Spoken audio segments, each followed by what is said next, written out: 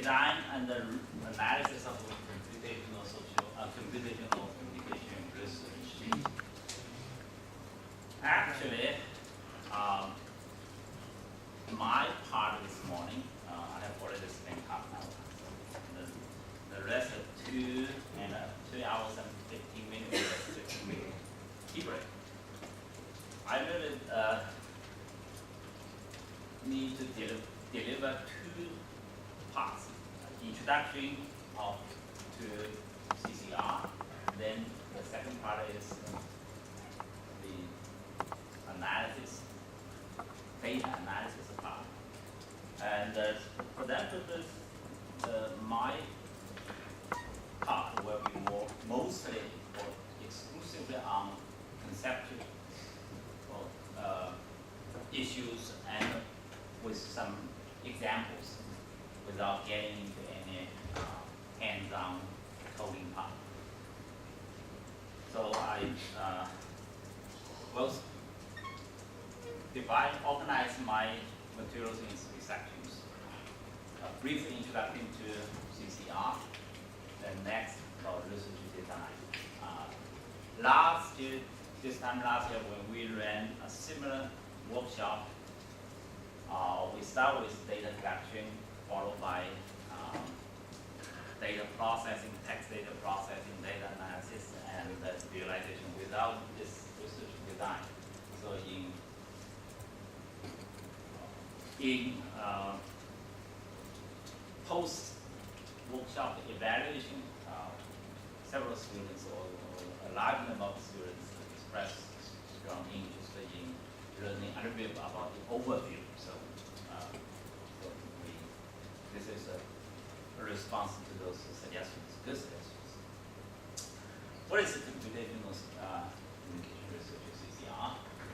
The question probably attracted professors Bernard and both to be here.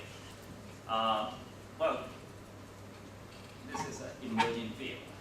There is no official definition. There is no consensus. It is a classic example of 7 blinded people touch on an elephant, truly depending on individual perspectives, really depending on where you are from and what have you been doing. And I would like to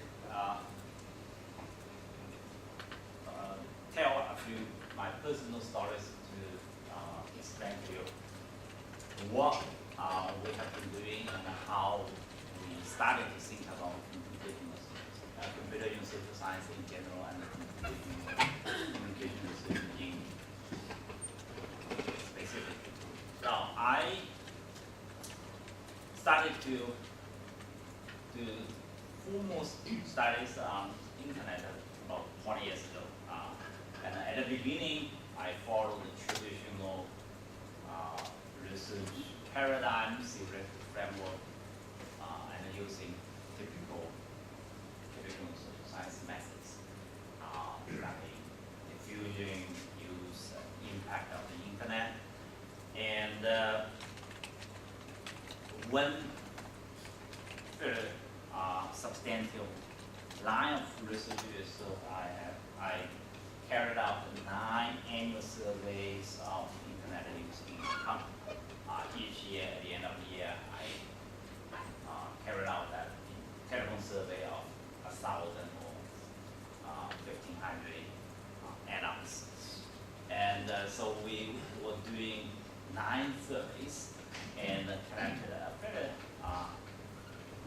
large amount of data, and at some point I even created this visualization of the data online, so everything is aggregated and you can download the aggregation. So,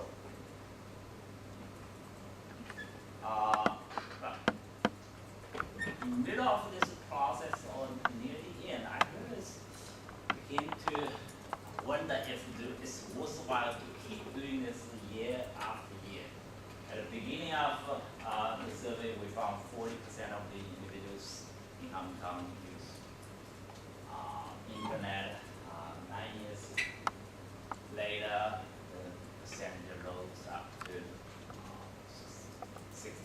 5% around that area.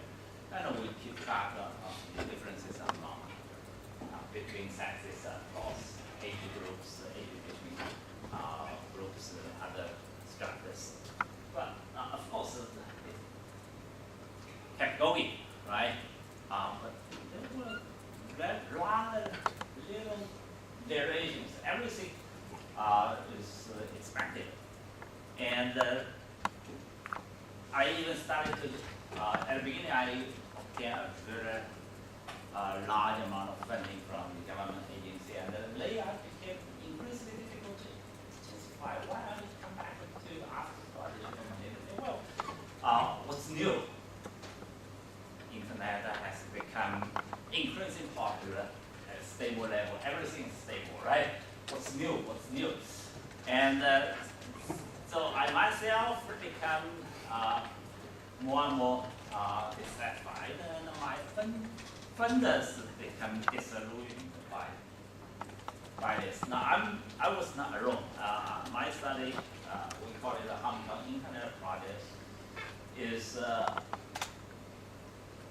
one unit of a large comparative multinational framework that were 20-some countries doing exactly the same thing.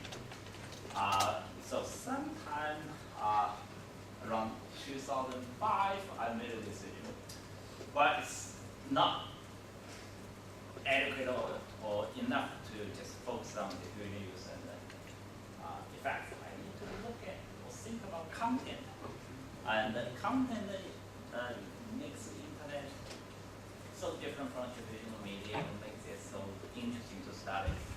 Well, to study content, traditional content analysis was obviously not adequate, so I was looked.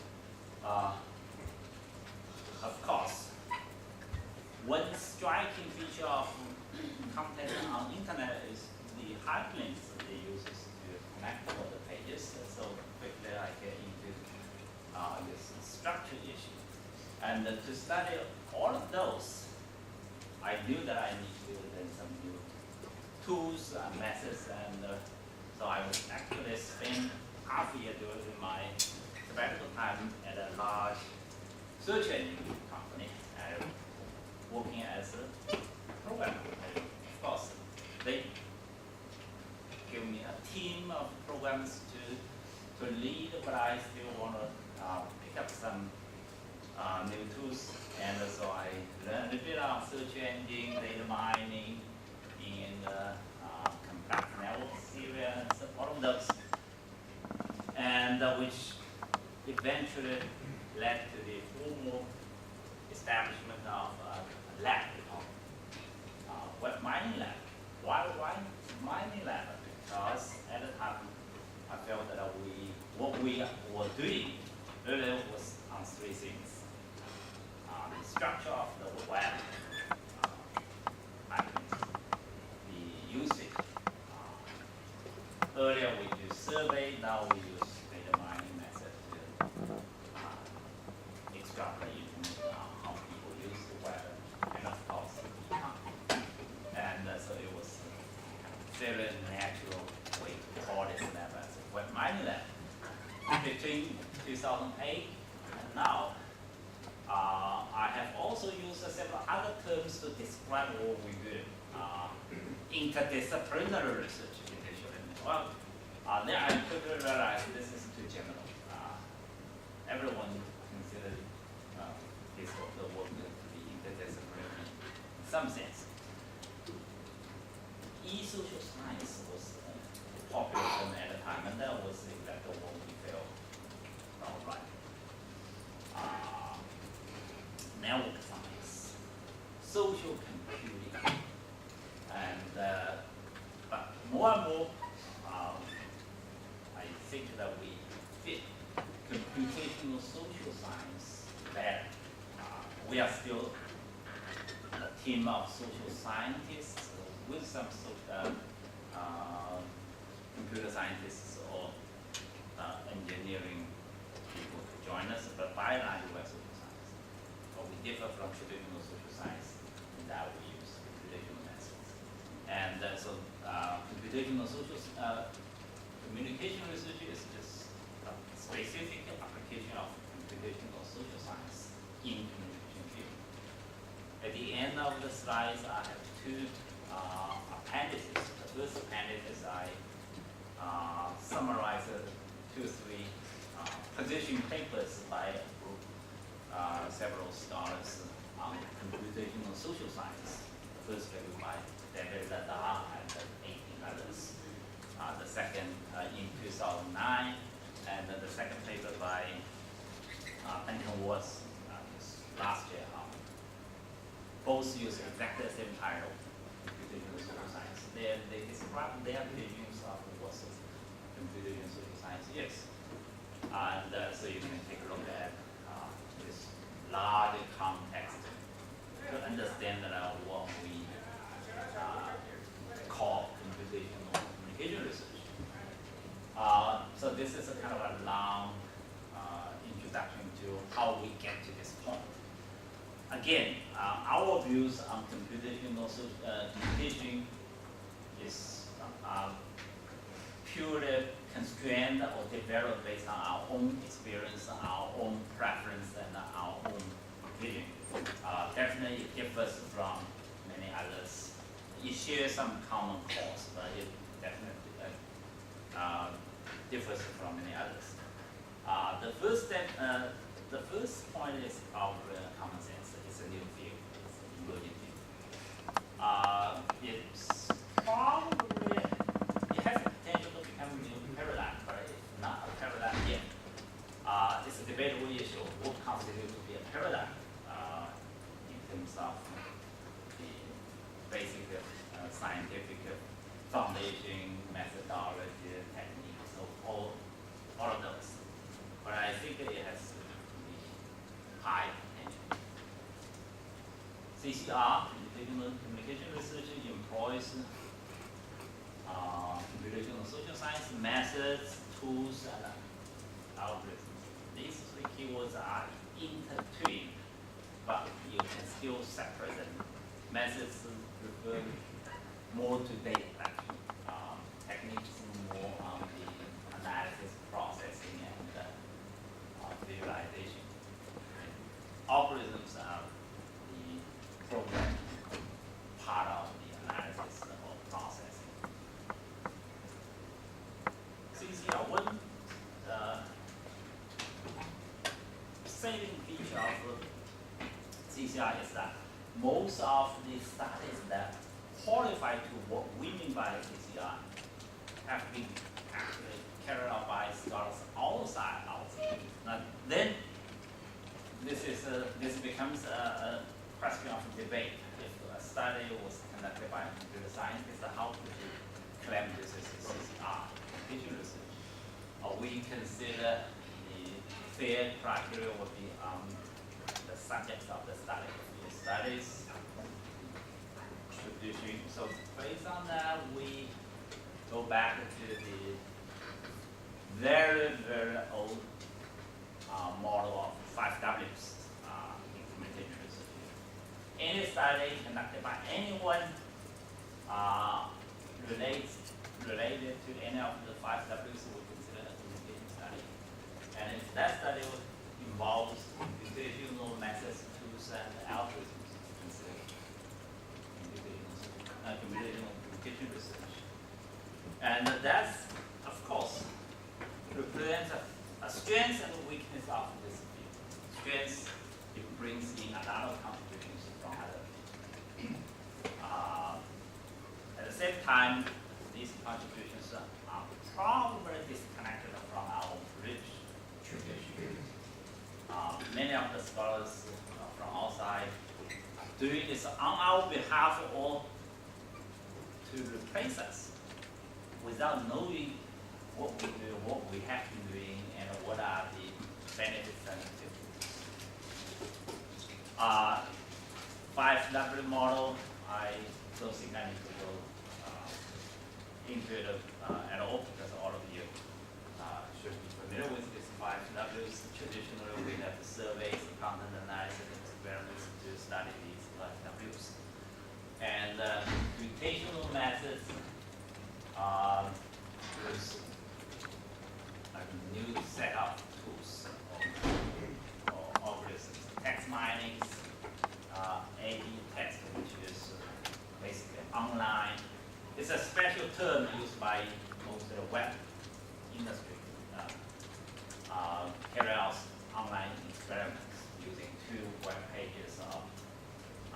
content is a little bit alteration in some features and the experiment.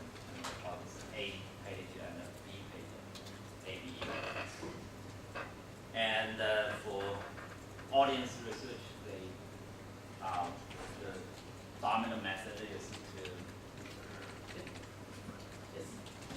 web mining, but focuses not on text, but on the numerical part, the behavior data, you recall, video log analytics or Weibo analytics. Now, one issue that I think I need to explain here is, of the 5 W, a lot of you feel okay with all 4 except whom the audience. A lot of people consider in this age of Web 2.0, user-generated content and social media, there isn't any audience anymore. Everyone is a communicator. Everyone is the source. We disagree strongly. We have written quite a few pieces on this.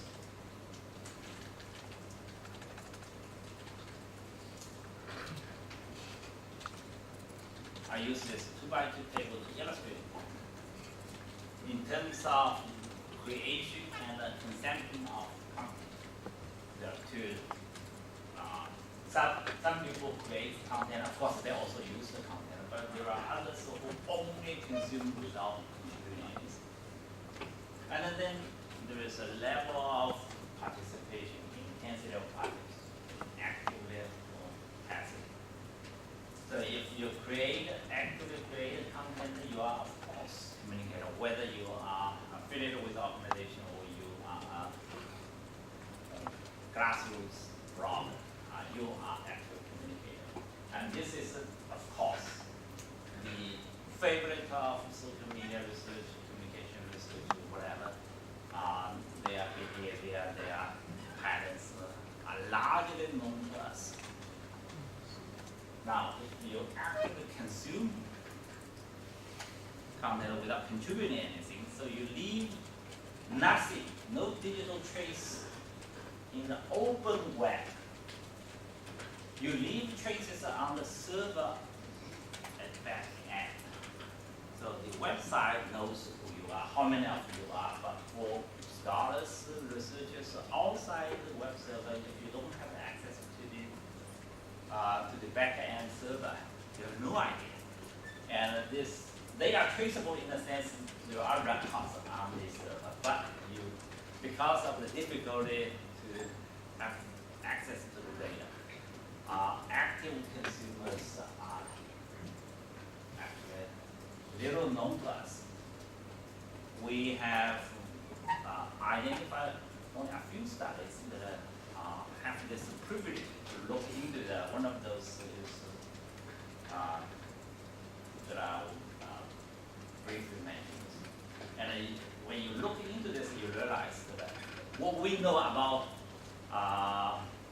active audience or social media or Web 2.0, you probably will change your views dramatically.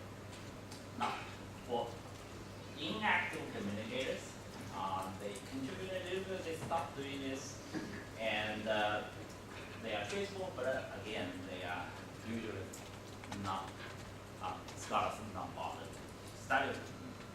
And finally, this is an invisible audience. They consume, but they play very passive role, and they have been completely ignored even by those web companies. And in terms of percentage, depending on the area, from pure web video to blog to web microblogging to social network sites and online shopping, the percentage varies, but this active consumers, active communicators, usually falls somewhere between 5% to 15, 20%. At the most, usually around 10, 15%. This is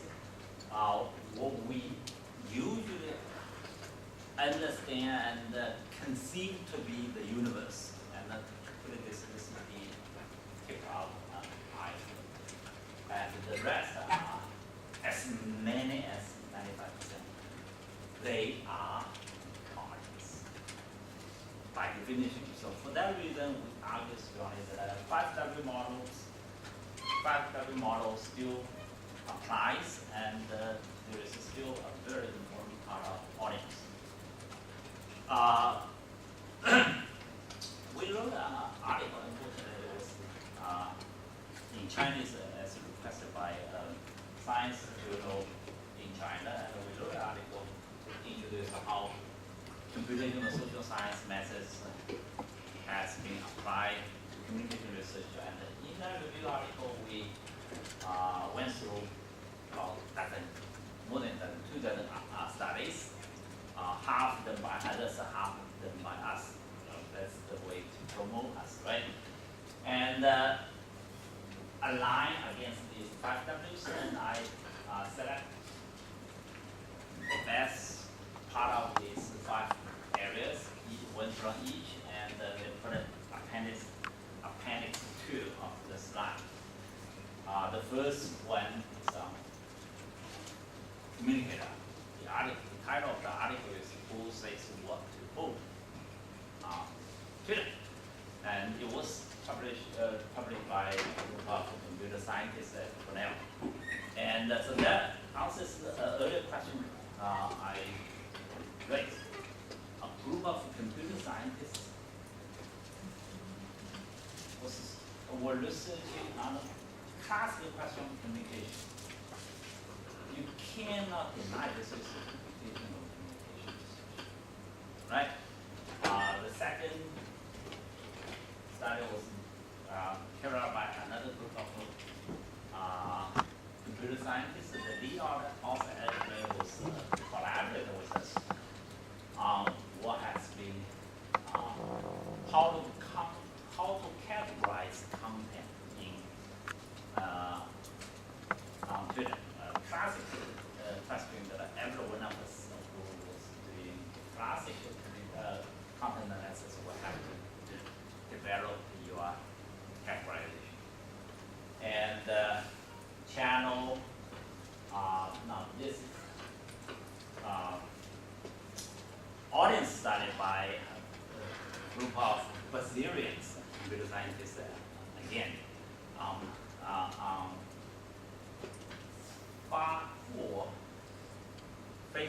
for online social network users. It was a little bit earlier than Facebook at times. So it was a couple of social network sites at that time: MySpace, LinkedIn, High5, and all. Now, what they was able to do was they, in Brazil and other Latin American countries, there was a popular social network aggregation which collaborates with these social networks. So you create another account.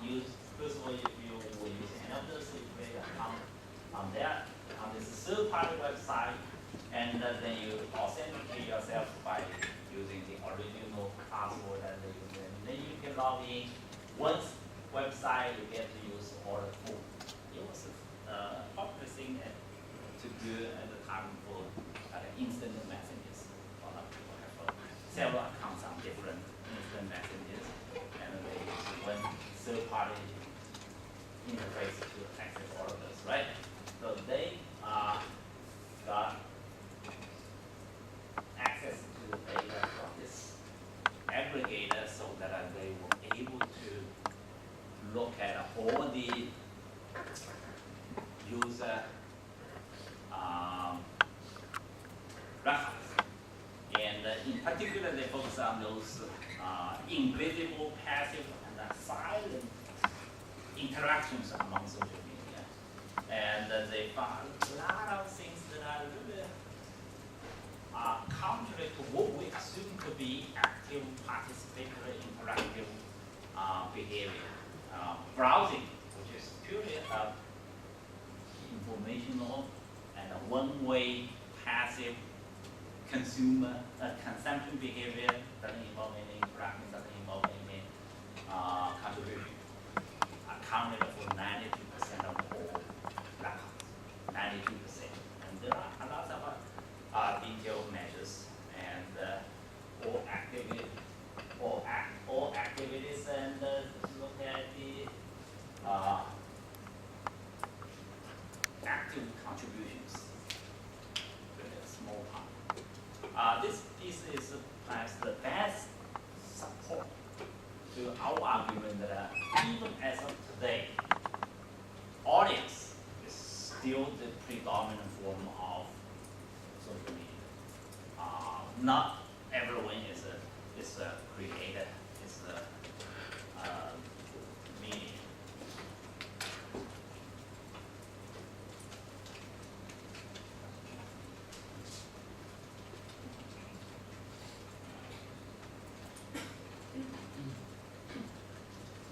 All right, I'll leave the remaining articles for you to look over. If you really want to know how online experiment or A/B test is conducted, take a look at this piece.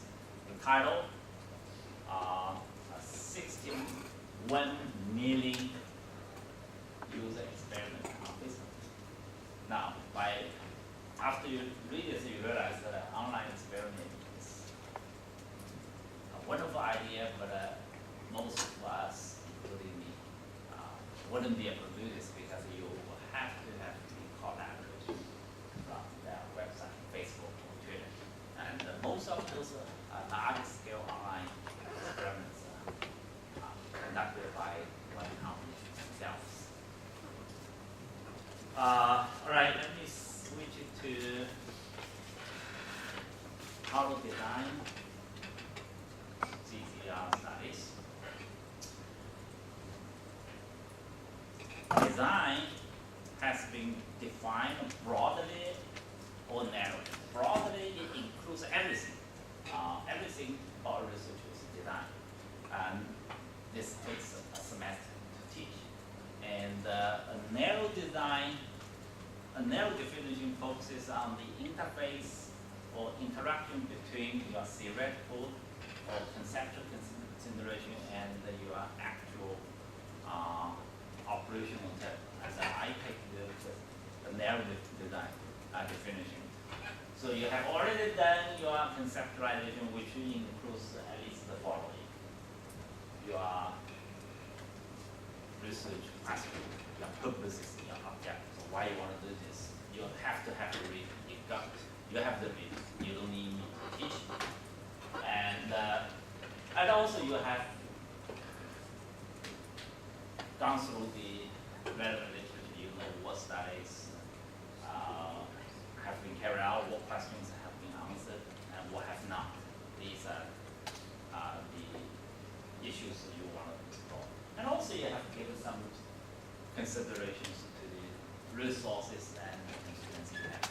For example, you truly want to test the impact of social media. And so online experiment is the best way to go. Then you realize that your uncle doesn't work in Facebook, and you don't have this privilege to do that.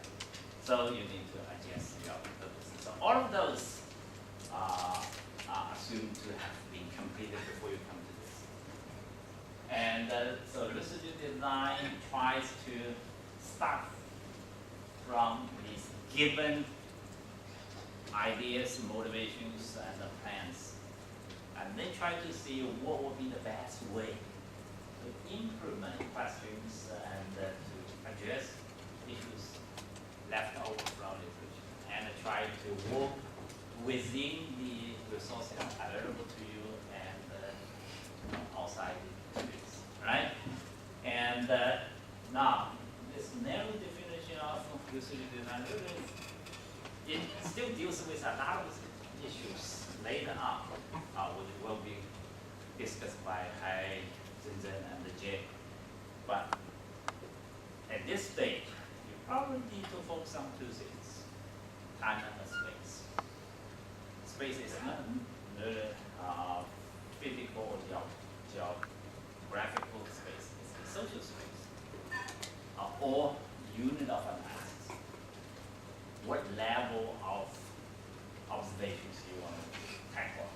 individuals or aggregated population, or somewhere in between. Time, so you want to do a study at one point in time or over time, longitude. And so combine time and the social space together, you have at least this at least a 3x3 table to consider. Cross-sectional analysis or comparison of individuals. This is the most familiar type of design we do all the time. I have done 9 surveys, which is only about half of the surveys on internet use I did. I have also done longitudinal surveys elsewhere. But all of those are considered cross-sectional. They are not necessarily the best, probably the weakest part of the design. Oh, no, I have to take it back. Cross-sectional is the weakest part of the design. Individual is not. Individual provides the best answer to it.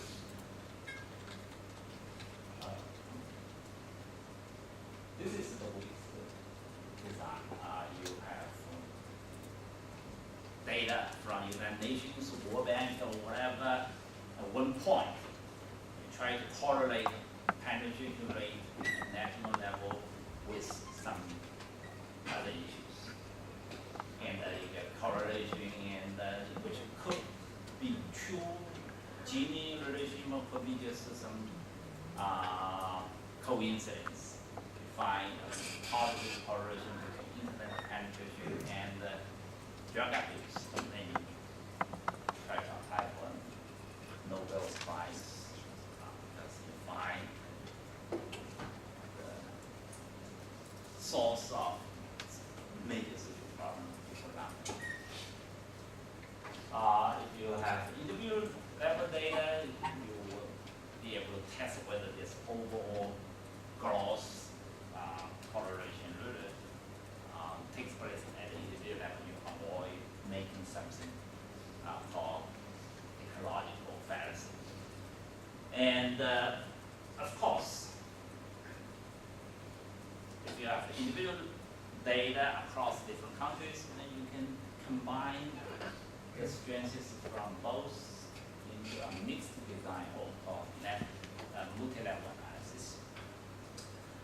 We all know longitudinal design is stronger, more effective to detect causal relationship. And so you have longitudinal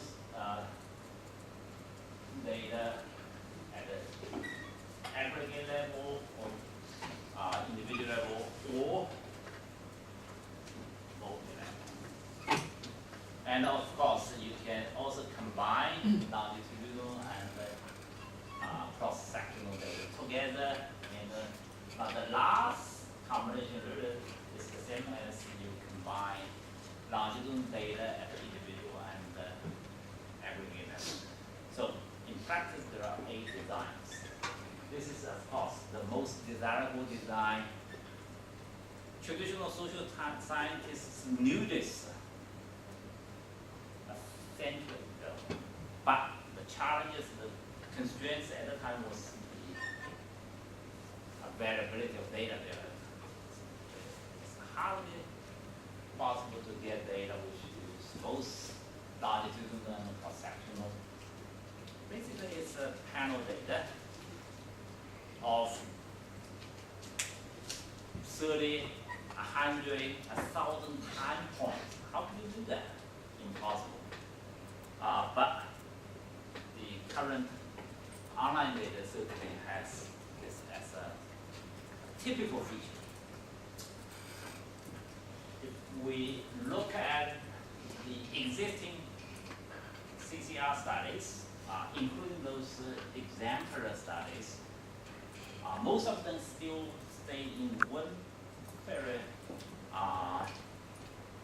relatively weak design, cross-sectional. Some of those are longitudinal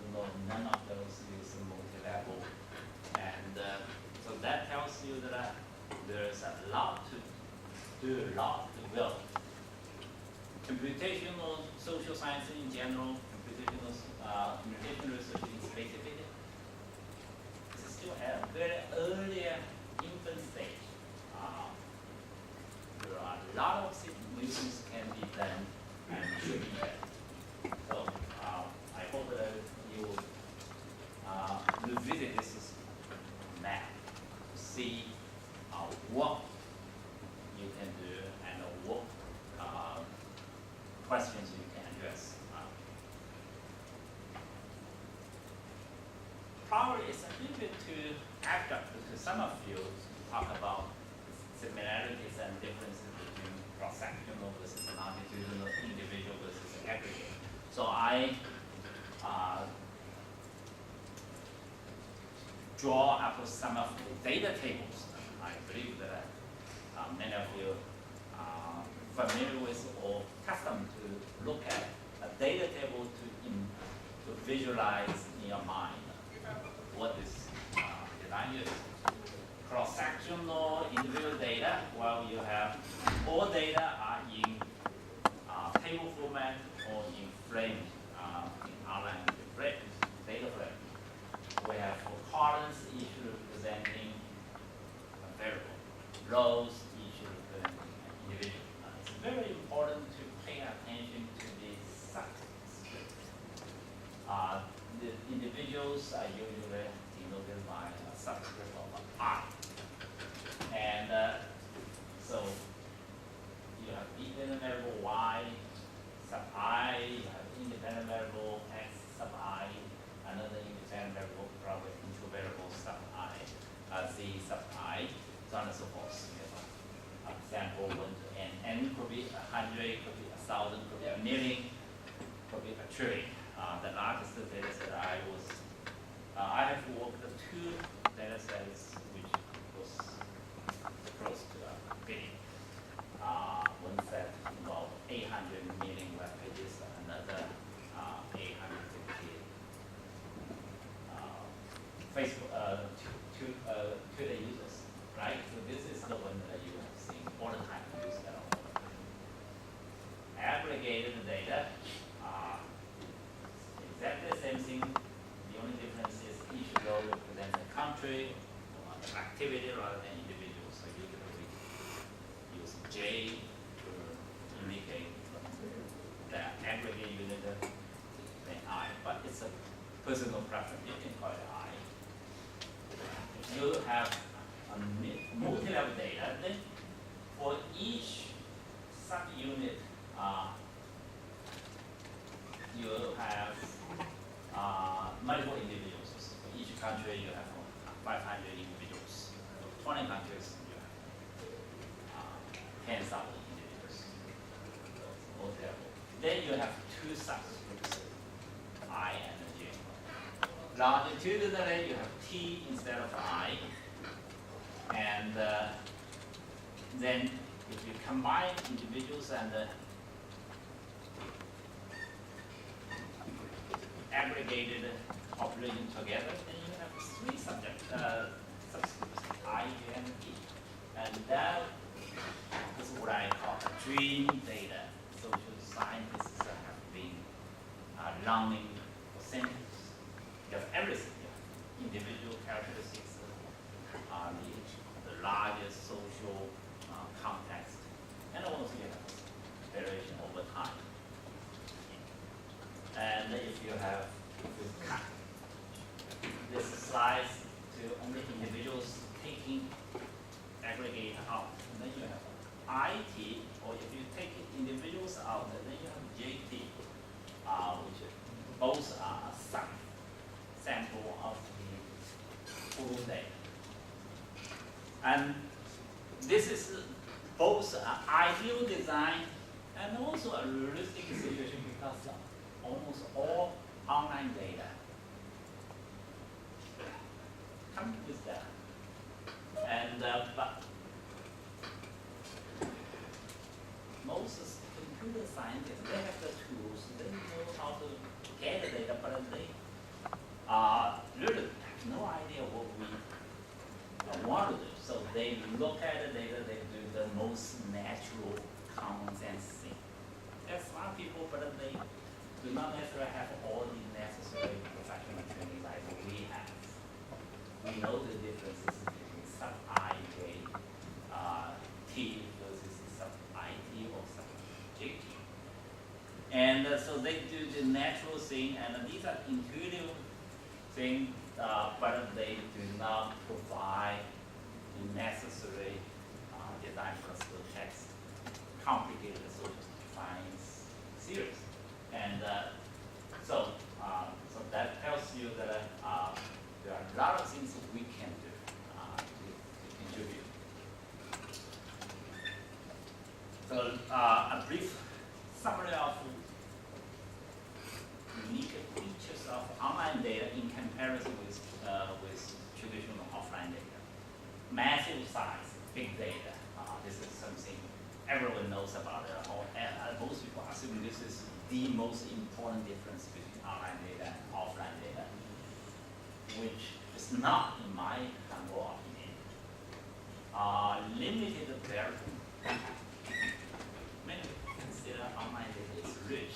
Yes, it's rich in terms of the quantity of cases. 815 million trillion units.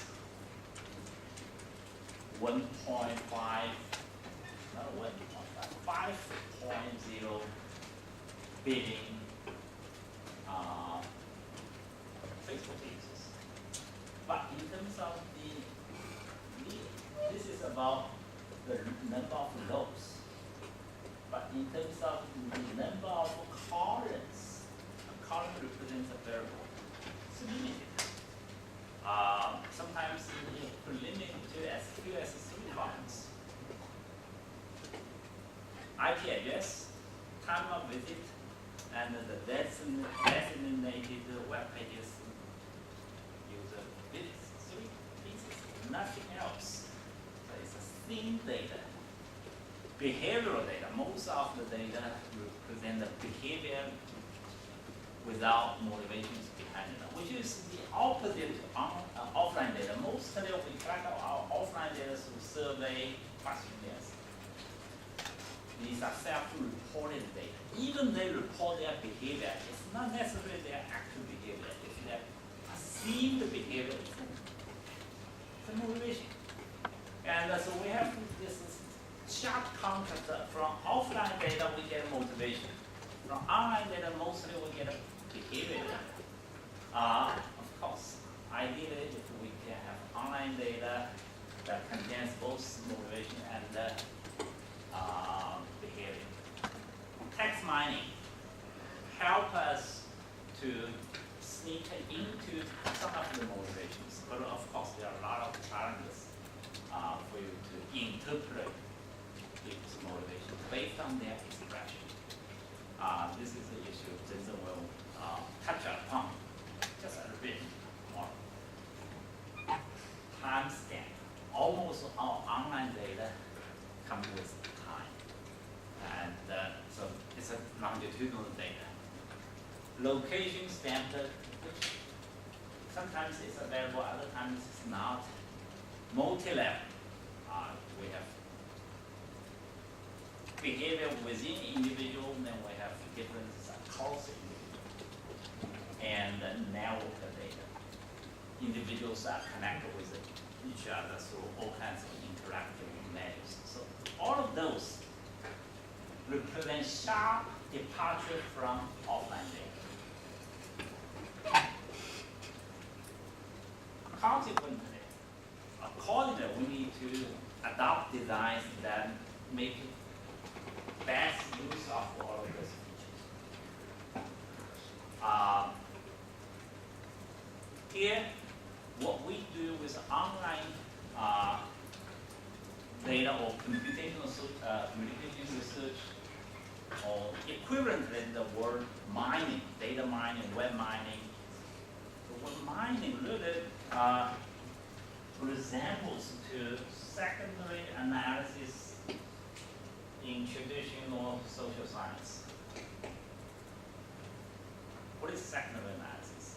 Well, data were collected by someone else for other purposes. We have just access to the data. We want to get additional information out of it, or we want to impose some meaning on it. So that's the second analysis. Social computational methods take existing online records. So the data have been created by users for their own life, for their own purposes. We want to mine, or we want to impose some additional meaning. So in principle, secondary analysis or exploratory analysis, that the two terms are largely interchangeable in social sciences research, guide or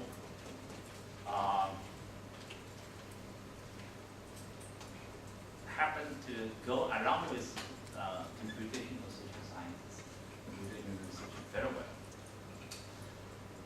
If you combine all of those, well, especially time and space, you have the time series data, you have multi-level data, and so this, and also you can narrow the data. So these should become the features, should become the signatures of computational social science research or computational communication research, which, as I showed before, are not really what current. These are the best studies we can have, and some of those are collaborators of myself and others. There are leading scholars in the field, like John Kramberger is a senior author of this list, and David Lada and others are written behind this. These are the top-notch scholars in the field, but because the whole thing is just at an early stage, but these are not necessarily the smart design, the most rigorous, the most informative, and the most elegant design. This is, and based on what we have. All right, now finally, before we have our tea break, I would like to talk about this bottle and wine. Actually, members of our lab have been bothered by this question of new bottle of old wine or old bottle of new wine. Are we doing what? So what is bottle? What is wine? Now, in our current context, obviously the research question is the wine, the substance. The methodology is the format, the bottle. All right, so you can consider 4 combinations. Old wine, old bottle for old wine. Well, for example, you carry out content analysis of offline newspapers, right? That's what we have been doing all the time. Or you could use traditional methods to do new questions. There are about over 2,000 studies published in SSCI or SCI journals, quality journals, on Facebook alone. A large proportion, 70%, are actually done by traditional methods. Survey, usually professors carry out survey of their students in class on their Facebook pages. Of course, that type of study still provides insights into how young people use Facebook, dealing with their privacy concerns, social identity, or whatever. But I don't consider this as a computational social science research or computational communication research. It's a traditional research of a new subject, which is legitimate and which is of values. But this is not what we are interested in. So computational research is defined in terms of methodology, not in terms of model, not in terms of why. Now, sometimes you can still use the new method to study. I can use text mining to to analyze New York Times. There's no problem. It's just save a little more time.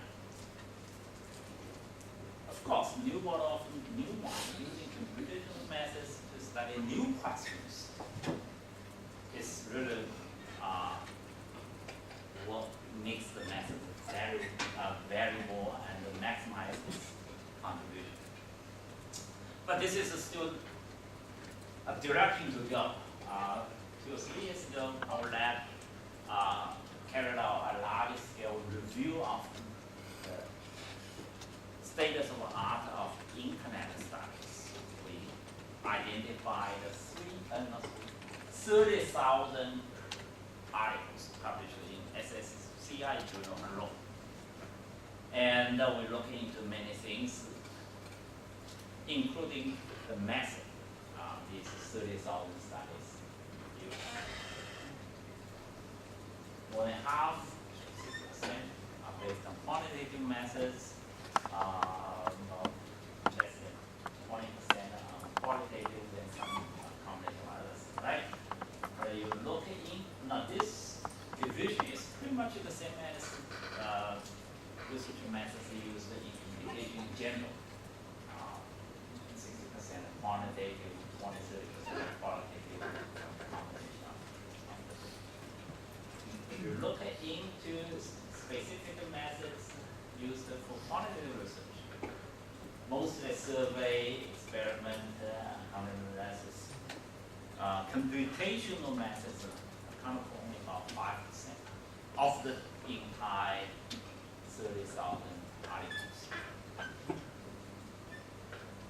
Now, of course, we cover up to 2010. Computational approach has really started in the last 3 to 5 years. So, if we visit the same population of the recent 5 years, the percentage of computational methods will go up significantly. And if we go outside SSCI RAM and look into SCI science and engineering journals, many computational social science, computational communication research have been published in these journals, and then this portion will be much larger. But if you look into the specific design in terms of unit of analysis and time dimension, then you will see again mostly still in the relatively weak design cross-sectional at the individual level or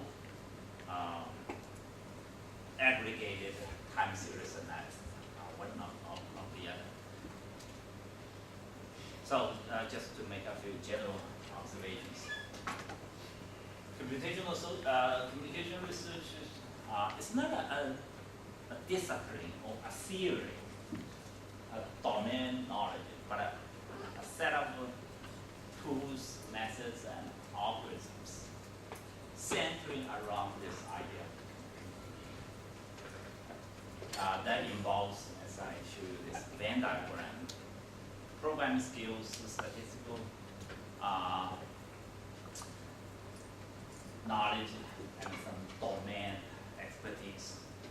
And we can use this set of methods to existing questions and new questions. Of course, the latter is a lot more valuable and desirable. The current status of CCR is still relatively weak, mostly on traditional questions than new questions, mostly on individual cross-sectional data rather than longitudinal or vocabulary.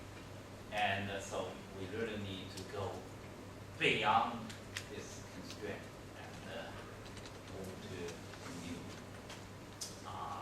paradigm. If we truly look into that, that will be the new paradigm.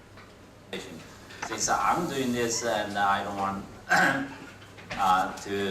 we don't have time for a separate session, so this analysis is moved a little bit earlier than data collection, and processing. The good part is much of the issues we discuss in analysis really doesn't necessarily depend on the data collection or the processing. I'll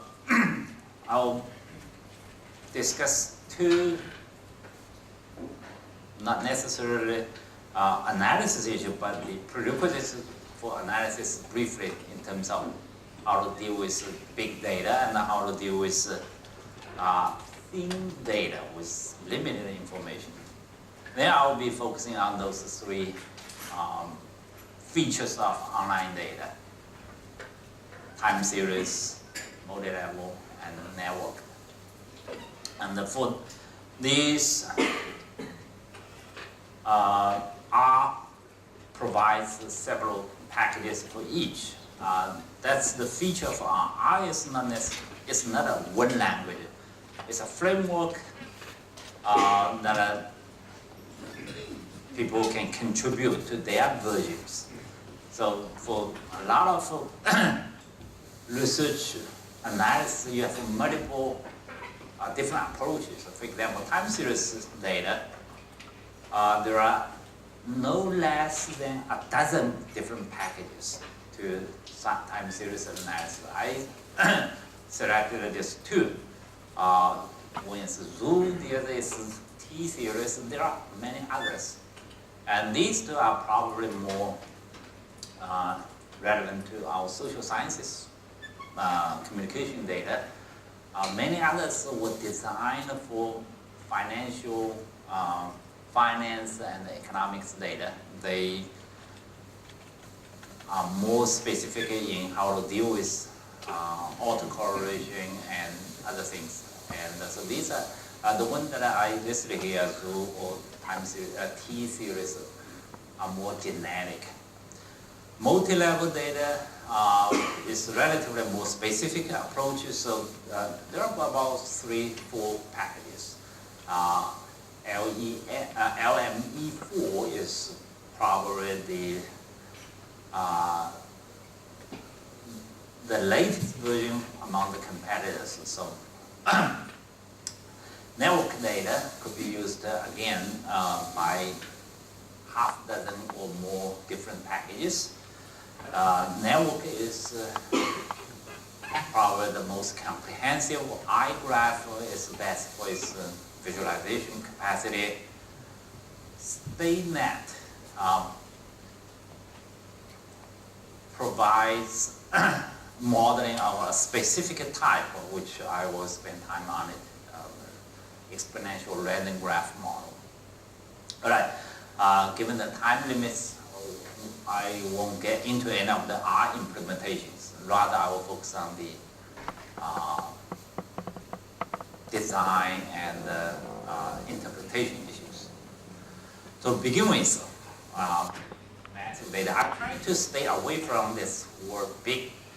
How big is big? How in conventional research, a dozen individuals are small sample, several hundred are decent sample, 1,000 large sample. But now it's a million individual, a sample of a million people, big or small or medium. So, but online data that we can use for computational communication research, that definitely is of massive size.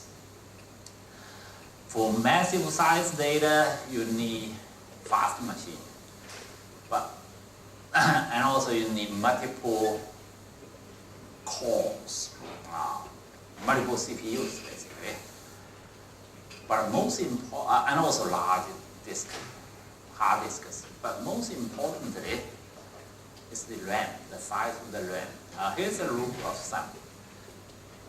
You need to have about 3 to 5 times of the RAM space as your data size. Now, a survey data of 10,000 individuals, that's a large size, right? Of 500 variables, that would take individuals 2 hours to complete, right? comes probably 100 million megabyte. So 3 to 5 times is half a gigabyte. That's fine. Most of the notebooks can handle it. Most notebooks today are equipped with 4 gigabyte or 8 gigabyte RAM on top of your 2 gigabyte used for operating systems and software. You still have about 1 to 2 gigabyte left, right? So you can handle that. But if you are running a social network analysis of just 500 nodes, you're looking at a matrix of 500 multiplied by 500, and then you also need to give several a factor of several times in terms of the matrix transformation. The size will quickly run over several gigabytes. Now, what if your machine used up all the RAM size? You can still do it, and then it has to save the intermediate calculations to your hard disk. Then it's very slow. You write, it takes about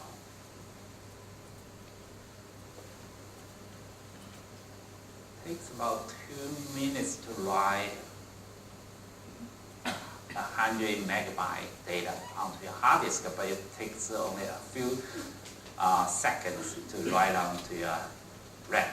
So the real issue is RAM. So you need to increase your RAM size, but there's a limit on your motherboard. Most standalone machines probably support up to 32 gigabyte of RAM, which already costs you several $1,000. But then what? You still cannot increase the size. Then naturally you need to have multiple machines, right?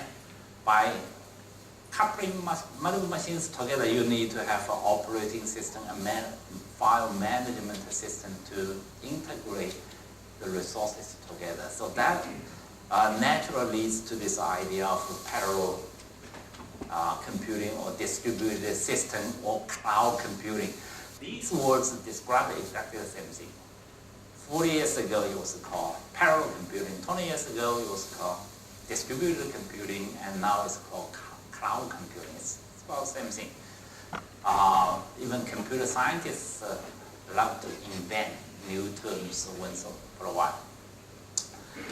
And you probably have heard of those words, Hadoop or MapReduce. These were the prevailing, most popular file management systems invented by Google, and which really was the number one reason for why big data has become so popular. But actually, the latest trend is people developed a better system called Spark. Apache is an operating system and Apache Spark. And so Hadoop quickly fell out of favor within the last 6 months. This week, IBM launched a new campaign on IBM Spark. And IBM has been trailing in this race for big data until now. They seem to try to invest everything on this Spark, which may or may not be a good idea, because once they put everything into this basket, perhaps something else is on the horizon. And a year or 2 years later, people switch from Spark to something else, and then it will be waste a lot of time by IBM. But anyway, so this is one way to do it. If you have a few machines, and you have more important, you have the time and manpower to build a distributed system. It's a fancy way to say you connect several machines. we have about 10 servers, big size and small size, all stored, put it in the server room about 30 feet from here downstairs. And so you need to have someone to build up this sharing system and then from time to time to maintain it for you. Then do your own system. Alternative way, sounds a little bit more expensive, but actually it may save you in the long run, is to rent a cloud service. A cloud service basically is a system built by others, Amazon, Google, Windows. In China, this is the first time, probably the last time from me to talk about within Chinese context. Alibaba set up a cloud service. For those who live in China, probably want to use this because it's much faster to upload your data to a cloud service within your national boundary. If you upload your data to clouds outside your country, it takes much longer time to go through this broadband gateways. So these charge you a fee. Some charge you a storage fee, then on top of that you have to pay processing fee using their CPU time, right? But you don't need to have a technician to take care of your machine. You don't have to buy this service. You don't need to rent a server room. You don't need to pay for network connection. You don't need to pay electricity. You don't need to be worried about the downtime. All of those all together probably, and also they have a different size prices for different size. If you try to run a project for a few months, probably you're looking at several hundred US dollars to several thousand, which is less than the monthly salary of a technician. So this perhaps is the way to go. Now some people, it doesn't mean that I'm a fan of all of those. Some people have made comparisons of those, and they listed it. They gave, for example, Amazon very good score, 4.5, but there are 5-star services from smaller companies. And then they hate Google Cloud very much, they give it 1.0. And so basically the message from me is that unless you have a reason, you need to build a physical presence so that later on some other people can come over to take a look at it. Yesterday there was a large delegate come to visit us. They wanted to see our lab. They want to see we're mining. There's no we're mining. We got a dozen servers in the room and they look exactly as the same computers as others, right? So if you have such a need, build your system. Otherwise, rent a service. It's not as expensive as you imagine. You can start with a couple of $100 a month, and for several months, that's affordable. And then you stop it, and once you have another project, then start to look into this again. Next issue is more under our control. Thin data, meaning data with a limited information. You can extrapolate or mine piece out information from the data in different ways. Here are a few examples. This is not an exhaustive list, but they cover the most obvious things for people to do. You can extrapolate time-related variables from the timestamp. Short-term, long-term, short-term changes, long-term trends, daily cycles, seasonality, and others. I'll come back to this when we look at time series data. You could also extrapolate information on location if there is a time zone information there. Then you can equivalent that to language, culture, religion, nationality, and also this gives you an interface to link your data to aggregated information from UNESCO, from World Bank, from CIA, face sheet, fact sheet, and other databases.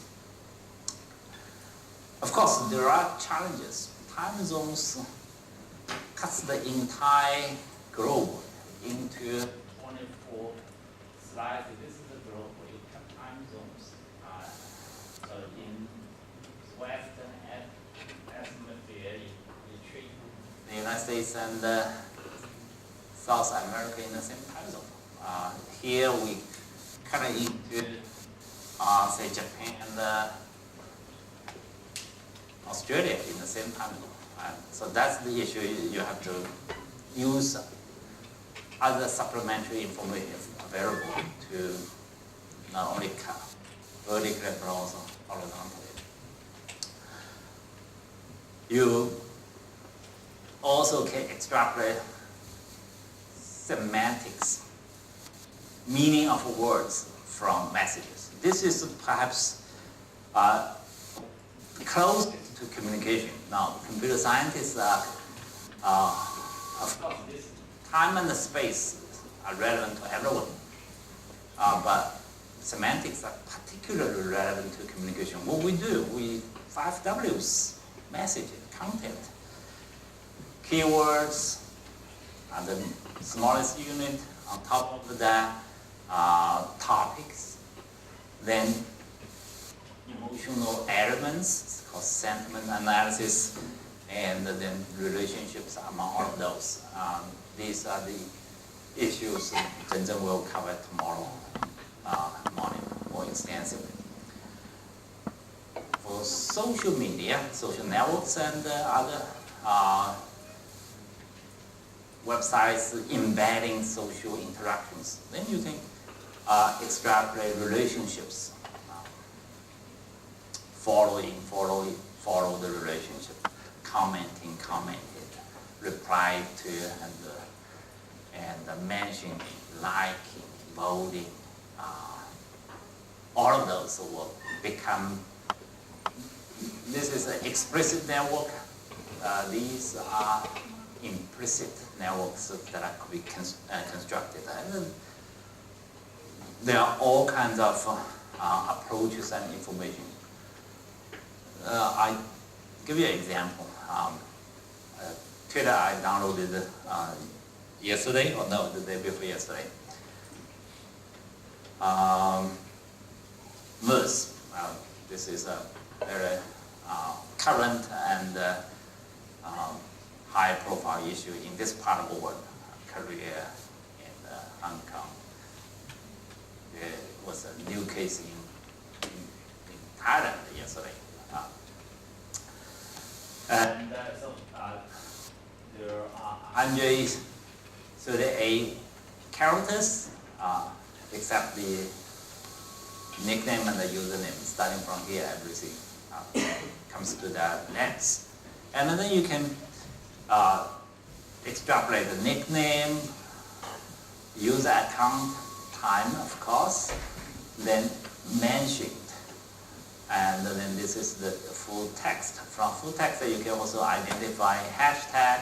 There are a few hashtags.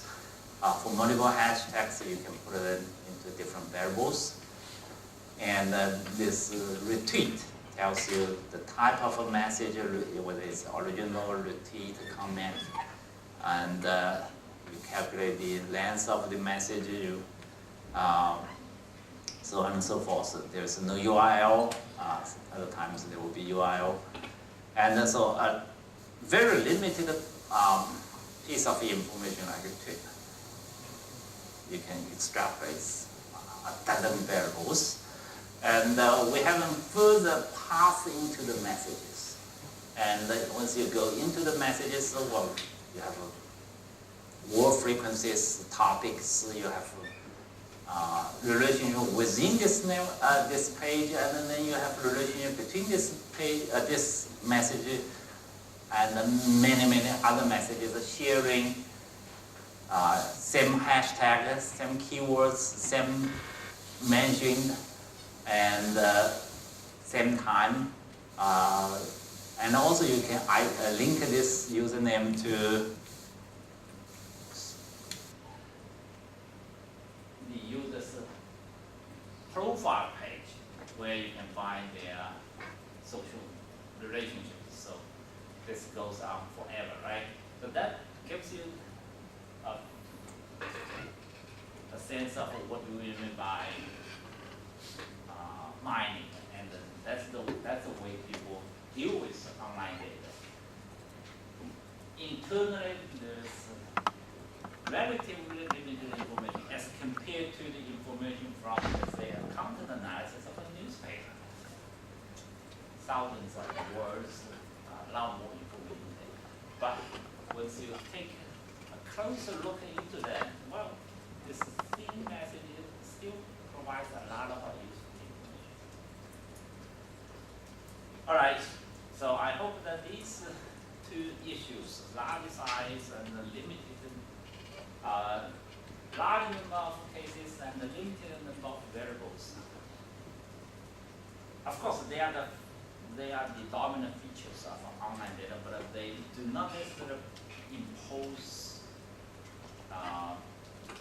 obstacles for us. So there are ways to deal with that. The first is more technical or engineering issue, hardware issues, matter of money. The second is a matter of your domain knowledge, communication, plus a little bit natural language, and a little bit about text mining. And you can, this is an area where you can fully exercise your imagination, creativity, and originality. Now, next three issues try to address three strong saving features of online data. The first is time series data. As I said several times, that you probably have already observed by yourself, online data that we use for computational communication research are almost always time-stamped. Stamp means that they come with a time, date and time, which includes not only the day, month, and the year, but also the hour, the second, the minute. Sometimes you cannot find it, which means that the reporting system on the targeted server hides that information from it. Examples: records of user visits, records of posts, which could be text, could be video, could be audio, could be formal articles, could be informal comments, or a click, and many other types. Records of web posts are probably the most interesting and relevant to us, but records of visits form the data for user behavior. This is more on content. Behind this, there is a hyperlink which represents social interactions. So earlier I said we mine structure, usage, and the content for this field. And for that reason, I argued here that time series analysis should become the predominant paradigm for computational communication research against the current paradigm, which is characterized by as cross-sectional comparisons across the individual there are strengths and weaknesses of both paradigms. But by and large, if we agree that scientific research is about change, causal causes, underlying change, then time series or longitudinal studies or longitudinal design and analysis are preferred. These are the advantages, of course, but there are disadvantages. Don't consider that time series data are the large data. Sometimes it creates problems. At the same time, it solves our problem. Autocorrelation is a factor of life.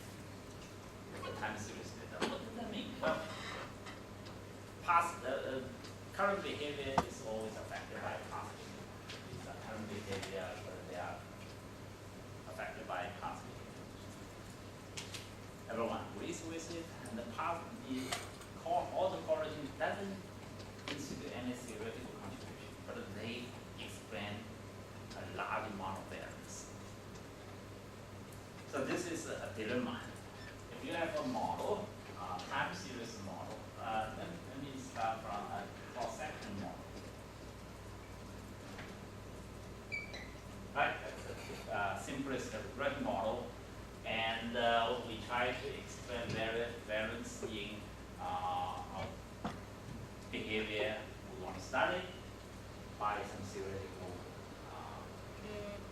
independent variable. Time spent online as a function of education, right? And we find that if you do a study very well, your regression coefficient maybe 0.2. It's very good by all standard. All right, now we have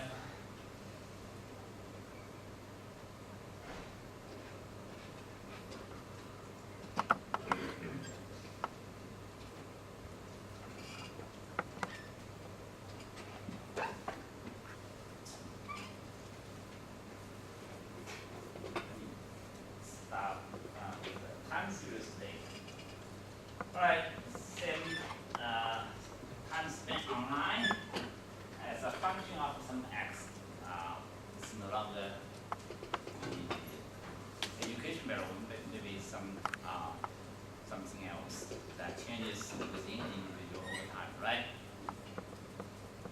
If we through this data, we use this to analyze the data, we find a serious problem because we haven't controlled for the autocorrelation.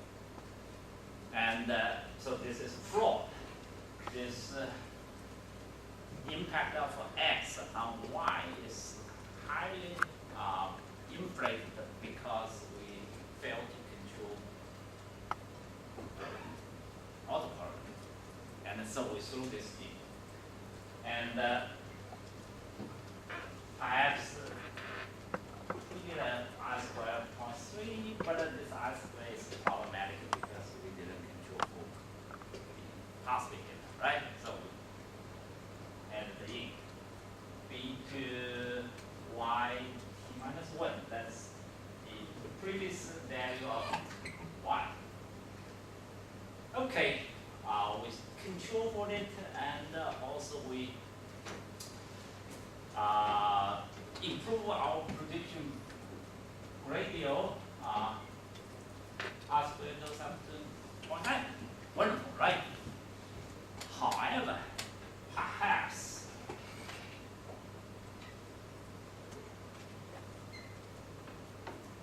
most of the variance in your y is actually explained by your past behavior, which leaves very little for your x to play. So that's the fact of life. Most time series data look that way. If you don't control time past value of your independent variable, you commit a very serious crime, academic And once you include it, you take away most of the credit from the theoretically hypothesized independent. It's a headache, it's a dilemma.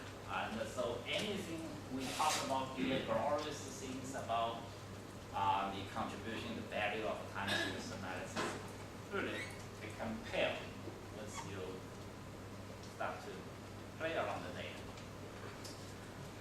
Another problem that time series data comes in large fluctuations.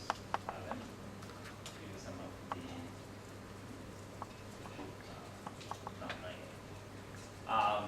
I will give you a data set of 100 active users we selected from sample, a random sample from Twitter. Has collected, but I took a small part of it as an extremely active part of the active data.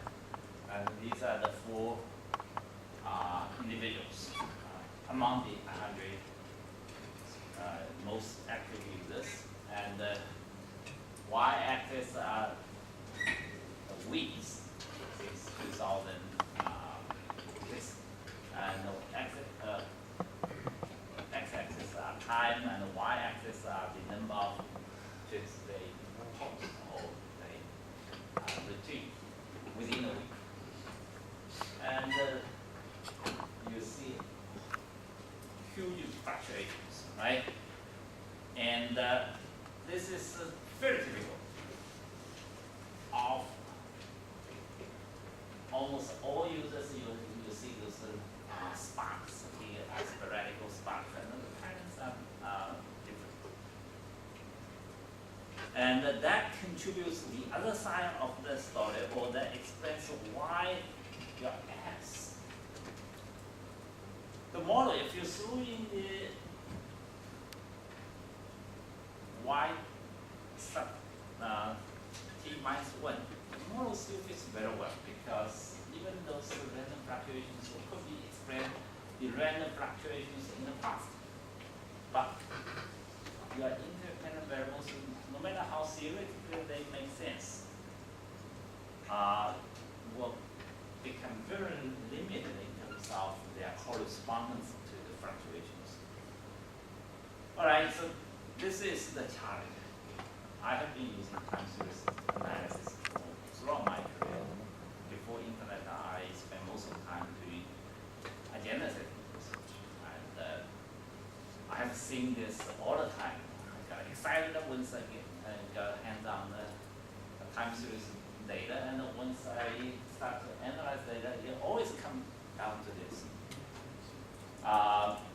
Challenges means this is where breakthrough may take place, and this is the place that was your time, efforts, and your career. You can make a career. Well, I don't intend to teach time series analysis here, which requires a separate course, at least a semester long. I wanted to address a few specific issues in terms of we use online data for computational computing. One area to pay your attention is to conceptualize and operationalize your dependent variables in the time series analysis. We start with this usual values, the raw value, which could be the time spent on something, the number of tweets, the number of comments, the amount of online goods you purchase, whatever. These are the usual things. Or mean value, or variance of those, or count number of X during a given time. These are very obvious and also most frequently used, and cumulative concept, etc. So these are the usual way to formalize it. But online data quite often come in as a categorical variable, nominal variable. Think about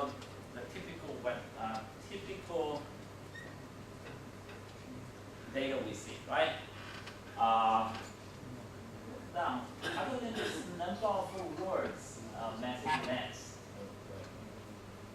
others are all categorical.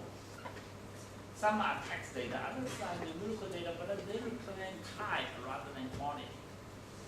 So how to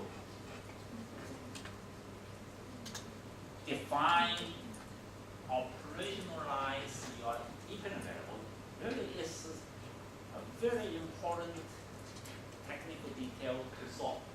Quite often, a good study versus a mediocre or lousy study lies on how you handle the dependent.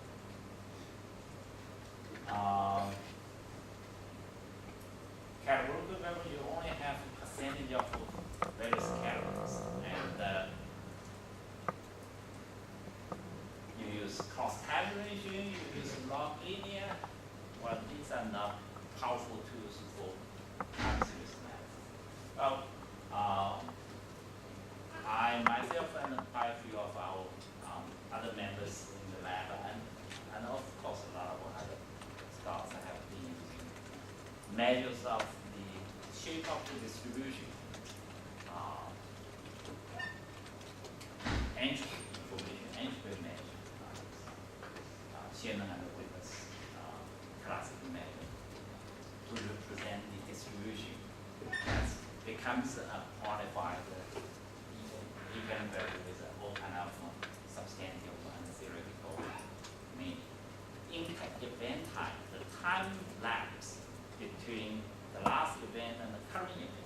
Event is a categorical variable, but the time gap between the two becomes a very interesting and a very important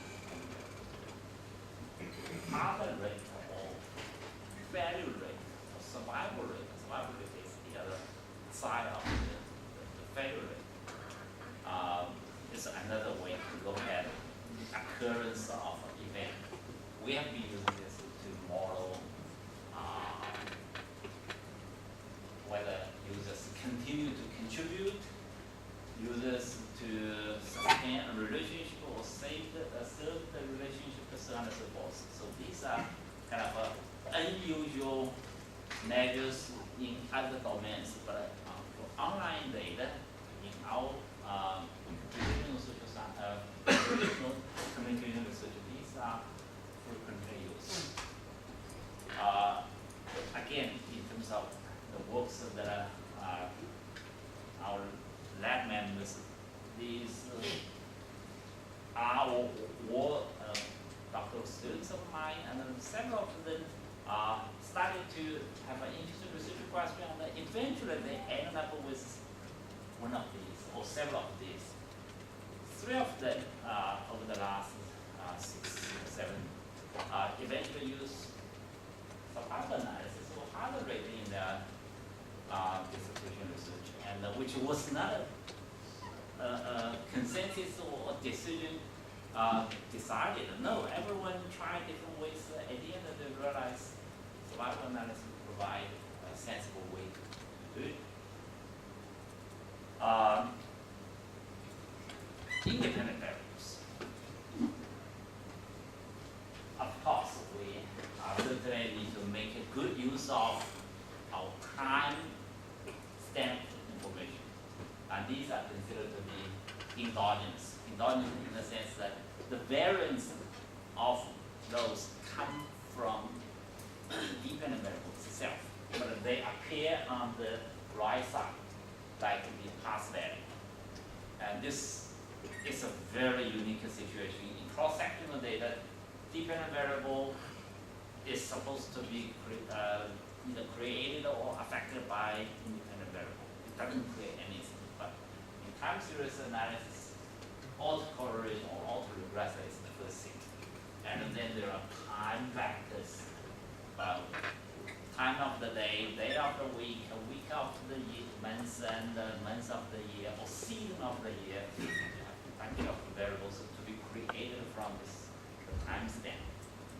You have trends. Trends means the long-term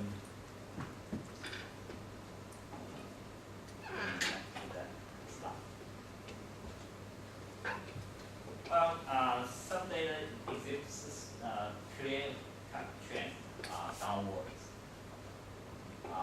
works. Then you have a non-linear trends. You always have trends. And then you have other fluctuations. So after you, now, nothing is done with this x variable. You can have a lot of 10, 20 independent variables created based on time and also dependent variable itself, which will explain almost everything, which leaves nothing for the exogenous variables. And so this is a new paradigm, definitely. There are opportunities and there are more challenges. We have to face it, we have to deal with it directly. Now, on the independent side, the time duration from the first use of one platform to the current time, I call it user tenure. It could be called also experience, or it could be called cohort. It could be called something else. Has been found not only by us but many other scholars to be probably the most important predictor, external or exogenous predictor of behavior. Early adopters, basically, versus late adopters make a big difference. Usually, early adopters are more likely to be active, stay longer, more creative, and all kinds of things. And it's a self-selection process, basically. Early adopters do not necessarily be older. They may be younger, and they may not be more educated. They are more brave. They are more risk-taking. They are more dissatisfied with the current predominant services. When I did a 9-year survey, I developed a theory called perceived need to explain that. So this is a variable, it's almost must next to this autocorrelation. The second variable that you must control, as long as you have the information, is to control for their history, user history. And then the usual characteristics of aging. Fortunately or unfortunately, most of the time you don't have data on that. But you may not lose anything. You don't use the traditional way of thinking. In traditional research, you always try to relate differences across individuals to their social, economic characteristics, age, sex, education, income, and occupation. Online data do not provide most of the time. These are kind of considered to be the area of private information, right? That's an unfortunate factor, but sometimes it may be a good thing because you don't need to rely on those individual characteristics. You rely on their obvious behavior, past behavior, history, context, contextual information. And now how to model, I have this, basically this one, right? I put a question mark, simple. This is, in terms of time series, this is simple, but it looks very complicated and fractured, right? You have the autocorrelation, you have the T is a time factor, which could be a collection or a vector of many, many things. And then eventually you get to this X. Be prepared that X play a rather limited role here. Now, a more standard way, then you have to consider the reciprocal relation between X and Y after including everything else. This is not granular causality or VAR. There are different packages to implement. nodes I mentioned. Let me use one example to illustrate how we use time series analysis to process online data.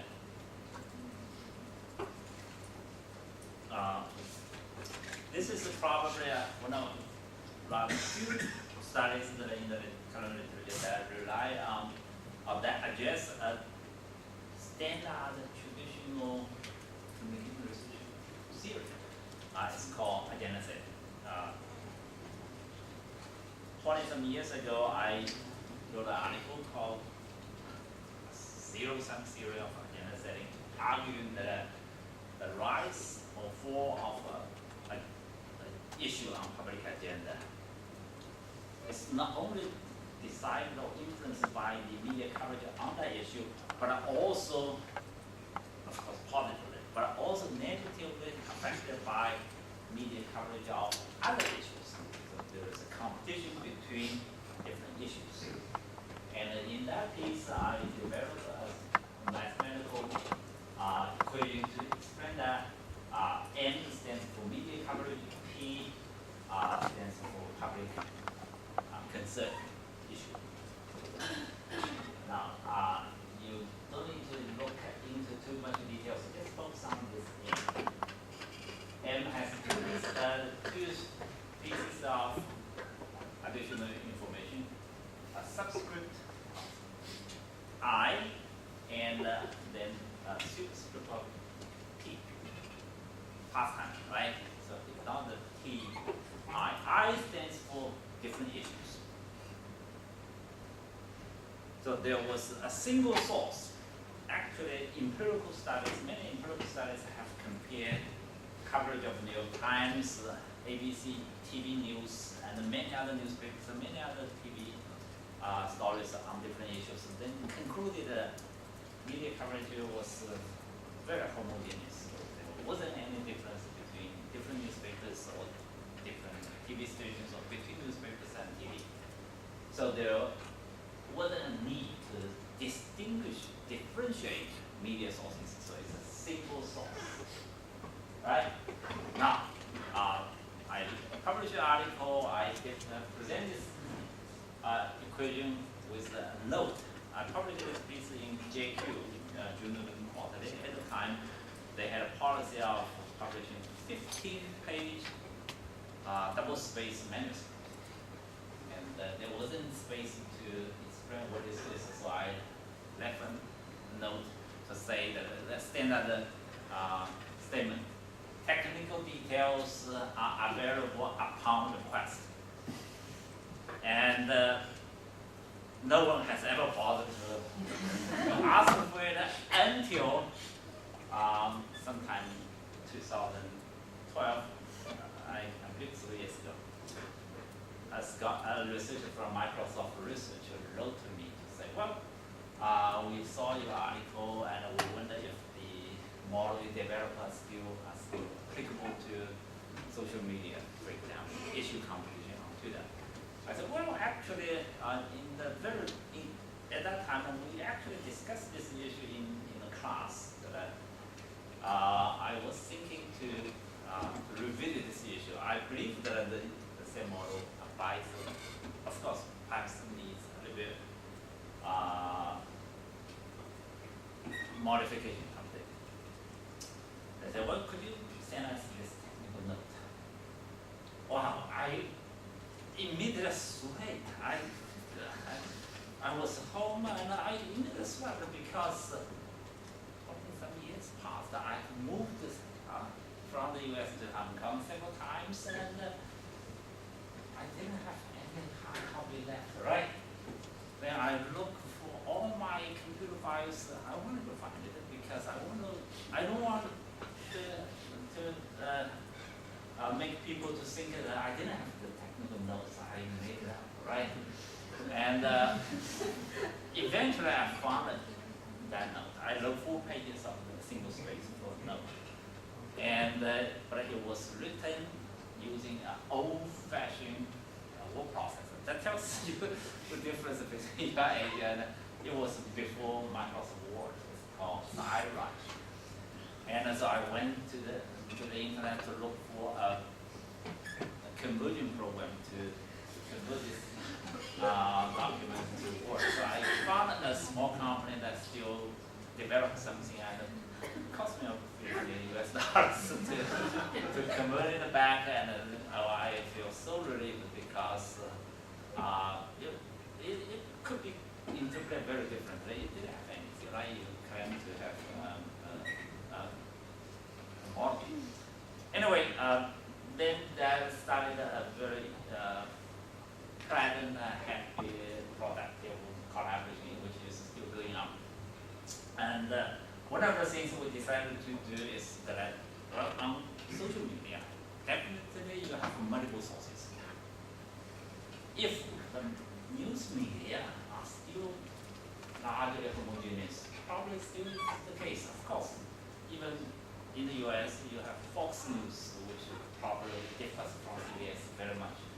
But mostly, news media still share very much about the issue coverage. Then you have opinion leaders, you have grassroots opinion leaders, you have government organizations, parties, political parties, you have celebrities.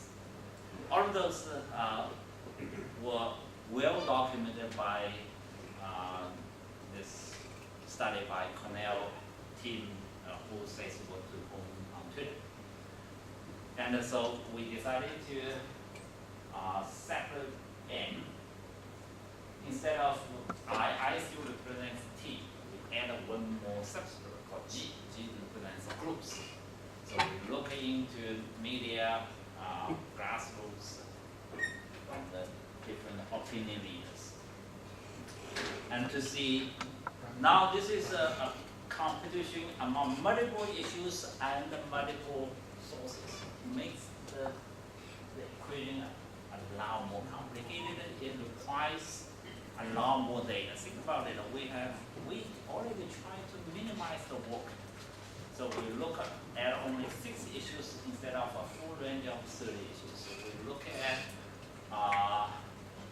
4 types of sources. So it's a combination of 24 different issues and sources over the course of a year.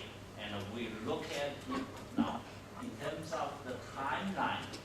We want to capture the minute by minute change. So we use, not minute by minute, we use hourly as our time unit.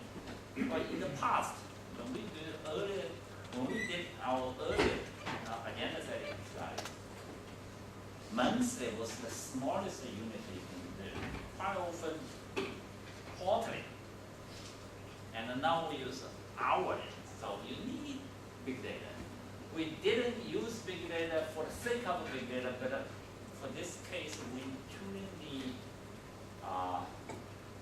so we ended up with 800 million tweets. And of course, this is a very highly abstract summary of the results, and I suppose that you can read it from the years. So this example illustrates that the first thing you probably want to do is to use CCR methods to test long-standing major series to see whether they still hold. Of course, you make necessary modifications, like divide single media source into multiple social media sources. It's an obvious thing to do. And even though at the end we still find by and large the zero-sum computation processes still holds, but we expand the validity of the theory, the research. And another kind of implication is that when we engage in interdisciplinary research, serious scholars from computer science or any other discipline, they actually need us for theoretical guidance. Microsoft researchers came to us because they wanted to develop a very complicated visualization system. The more complicated, the better for them to display their technical expertise. But they didn't know how to put those complicated competitions in a meaningful, theoretical way. So they went to a website, literature, and tried to find some competitive models. And also through some personal recommendations that eventually came to us. Of course, as I told you, that I initially felt nervous. What if I could not find these notes, right? Later, we started to talk. I felt a little bit kind of flattered because, hey, usually we went to computer scientists to ask for help, seek technical assistance. Now they came to us for theoretical guidance. That feels very good, especially this technical notes sitting on my hard disk for 20 some years, and at some point there was someone wanted to see it. That makes you feel this is the power of the theory. A good theory never dies. Now, multi-level data. Multi-level analysis requires another course, and I will only give you a very brief kind of a preview of it. Traditionally, we consider multi-level, the lowest level is individuals. Students, that's where multi-level analysis actually started. Students as a first level, class or school as a second level, districts or cities or countries as third level, and so on. You can use it in imagination.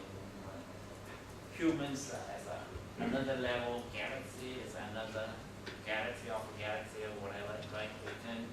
You can go up infinitely. And this multi-level structure provides challenges and opportunities, just like time series data. In time series data, we have to deal with autocorrelation. It's an artifact. It comes with the way data are created or connected. Multi-level provides a similar challenge.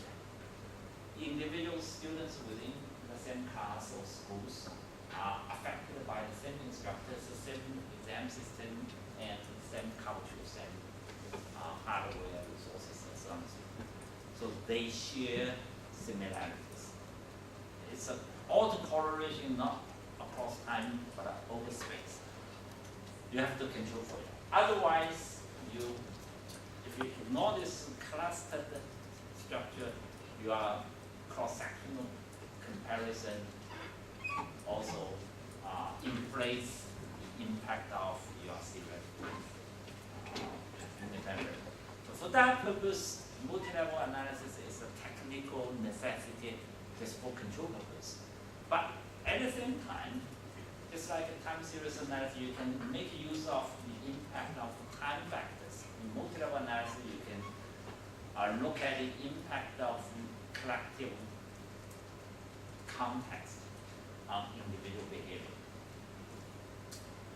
And so that's the opportunities. You look into basically, you partition the variance of our individual behavior into two parts, not more than two parts, three parts.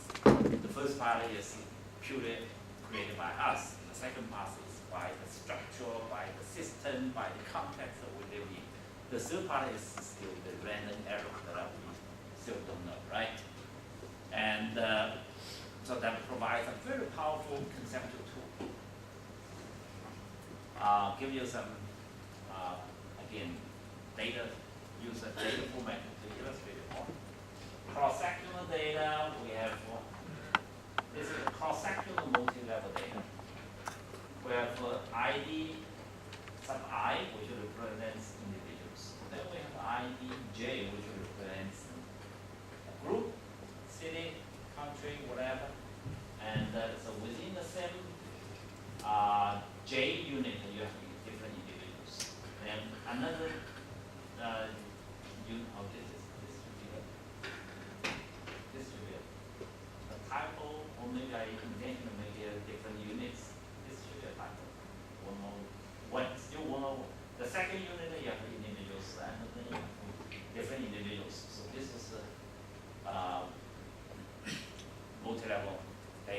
most of the textbooks on multi-level analysis deal with that. For online data, most of the time we don't really have this geographical or social units, except time zone or language. But more likely we have this longitudinal multi-level analysis, multi-level data. That is, individuals are not the lowest unit. Individual is the second level. The first level, the lowest level, is the records at different time. And this converges to time series data. So, again, look at this for active users on Twitter. Each is a history of an individual. Over time, every week, the number of tweets that person publishes. How do you do this? Well, one way is you run a regression of this individual against time, right? That's one way. Then for the data I will give to you, 100 individuals, you need to run 100 regression analysis. And the full data, the sample size, the sample character has about 30,000. The entire Twitter, 2.2, 2.5. Within that 2.5 billion users, right? So you need to run that many regression analysis, and you're not particularly interested in the history of one person. You want to see the forest. You are interested in the tree, and each of those is a piece of leaf, right? You want to see the forest, and then you need to put together. Well, you may use meta-analysis. Professor Austin taught for the summer school. Meta-analysis, in a sense, is an earlier version or a specific version, a case of a more general classical multi-level analysis. That's my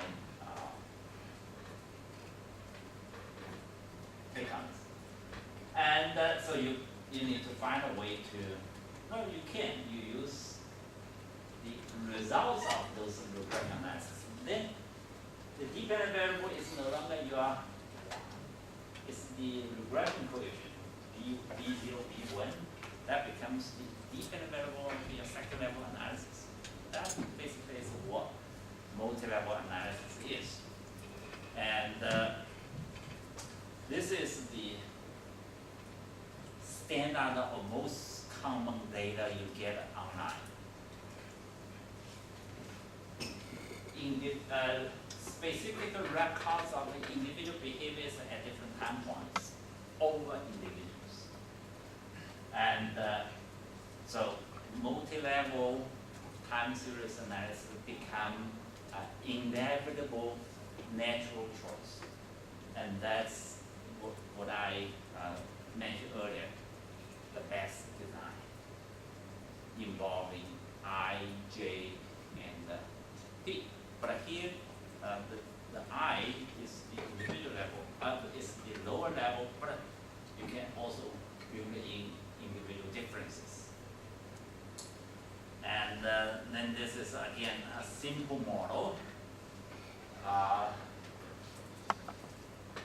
Basically, you have Ti, this T, you build a model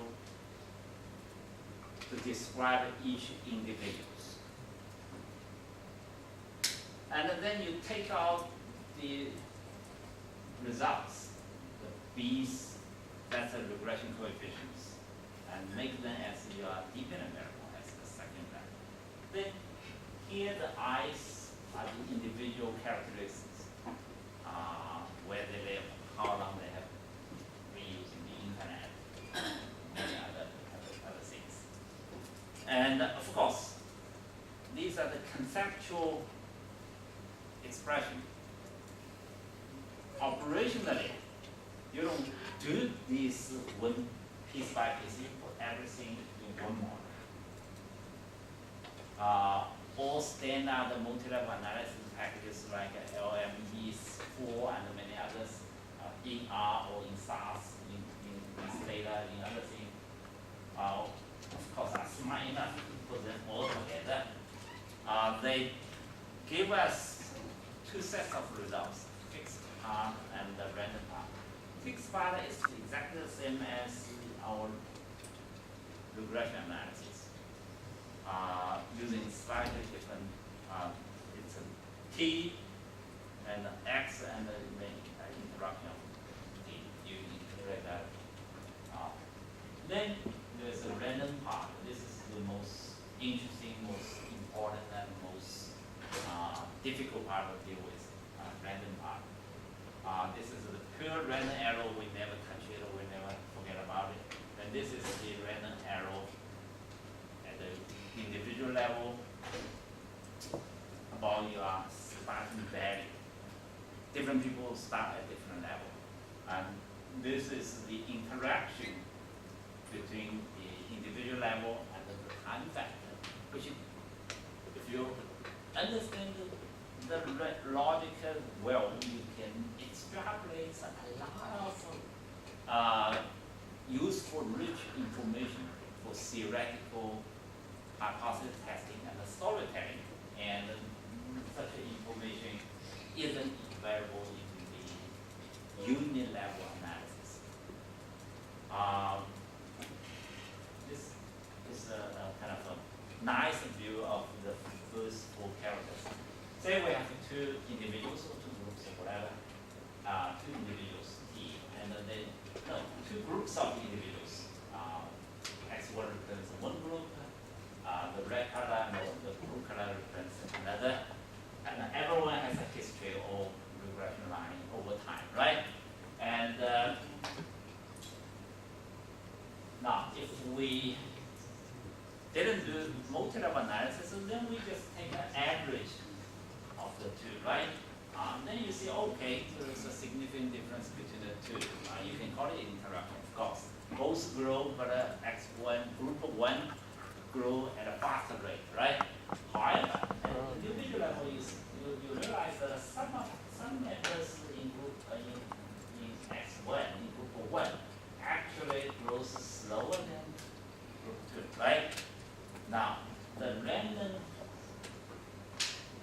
component test tells us how valid this simplified group mean approach is.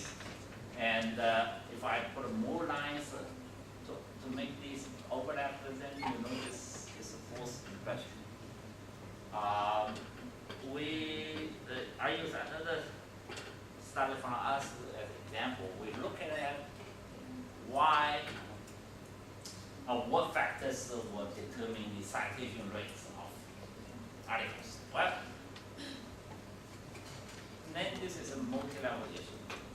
Articles, low level, and then the reputation for journal, that's the second level. Now, theoretically speaking, citations should come to your article. Yes, nothing to do with the journal, right? So that's also called the normative theory.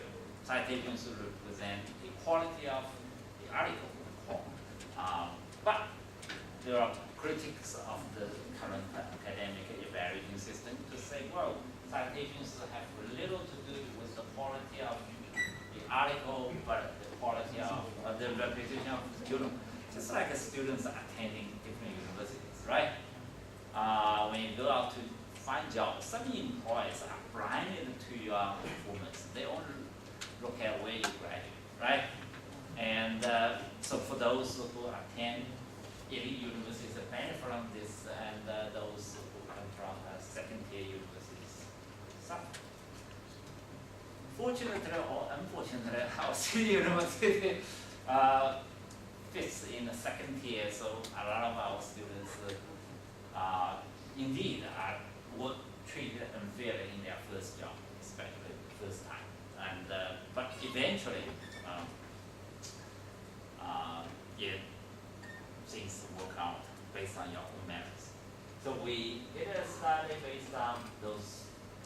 contrast between journal level factors versus article level factors, and in the end we found that, well, unfortunately, even in scholarly citations, journals carry more weight than individual studies. Finally, we only have a few minutes left. Let me just run quickly how to analyze data that are network. Professor Burnett already talked for a lot more extensively on network analysis for summer school participants. Let me just give you a very quick review on introduction to network analysis. Well, basically we start with nodes, then ages that are relationships among nodes. So you probably all know of that.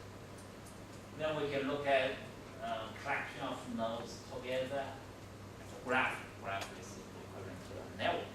It's a global structure. Within networks, there are components. This is a lower level of concepts, groups, clusters, or components. Components requires that within this, every node needs to be connected directly or indirectly. So I intentionally created two components. This is a small component with three nodes fully connected among each other, but they are not connected with large components. Now, sometimes within a component, you can also find subsets we call clusters. These clusters members within each cluster are highly connected, not highly connected, are more connected than members in other clusters. And then we sometimes can find some bridges which links to clusters. And there are other concepts, but mostly these are the most central basic concepts. Based on that, you can derive a lot of matrices or measures or variables. You count the number of edges each node have, that becomes degree, and you count the role each node in the network, centrality or popularity. There are different ways to count.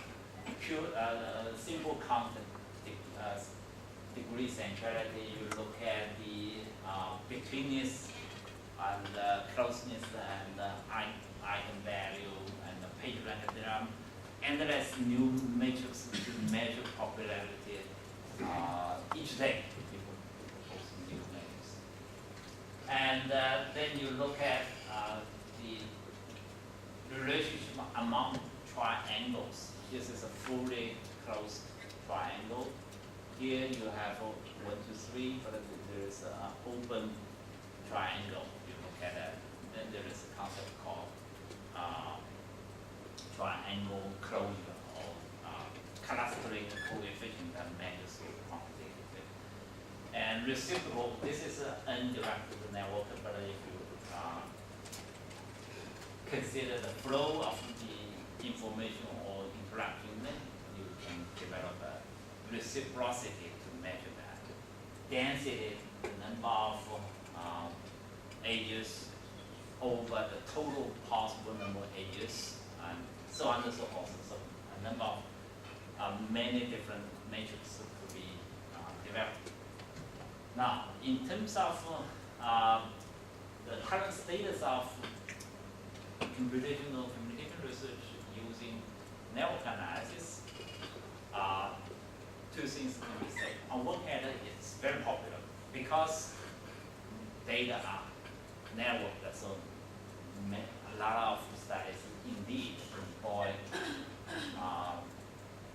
network analysis. But on the other hand, the way networked relations are handled are relatively still simple and simple naive. Mostly look at the static one point at a time, and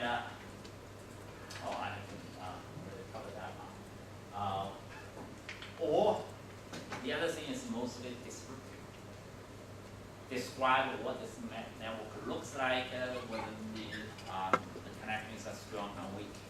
How do we know they are strong or weak? There isn't a formal statistical significance test to go to. Network analysis, as its development has already gone through the initial descriptive statistical analysis to the current day. And the name of the game is called, but there are different approaches, but the most popular or the most kind of elegant, sophisticated or powerful way is using this Ergen model or ERGM model, exponential random growth model, not random graph, yes, Apple. Random growth, yeah, I read random graph, but somehow I type it growth. Random graph model. And this is a rather complicated or demanding model, but let me just use an analogy. Think about logistic regression. You have that, in which the dependent variable is a dichotomous variable, yes and no, 1 and 0. And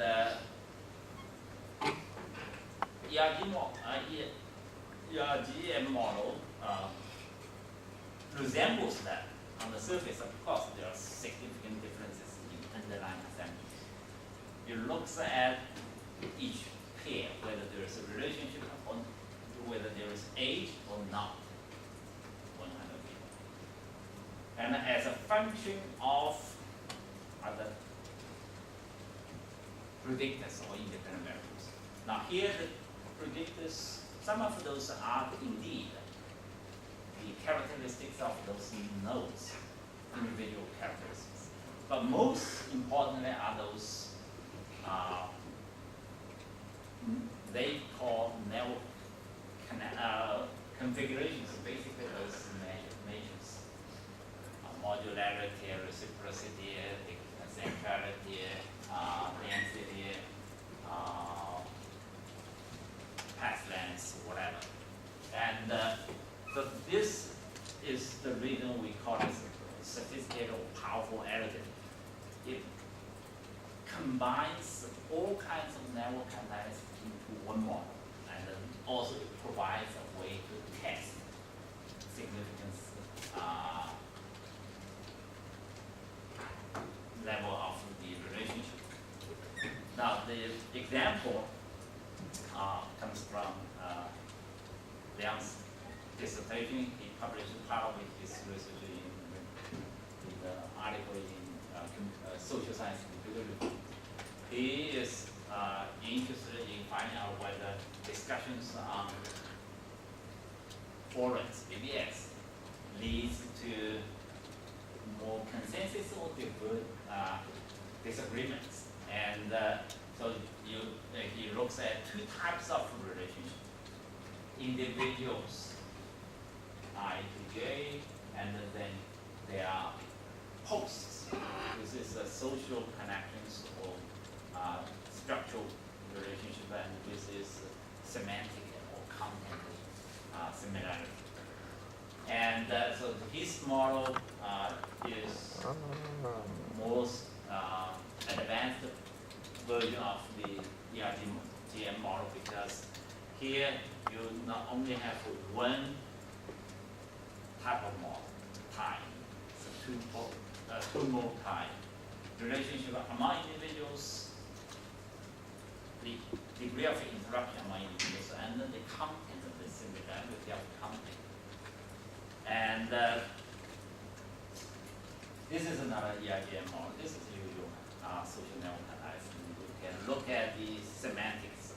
Zhen will talk about similar things. You extrapolate the similarities among words or ideas, then plot them into 4 time periods, right?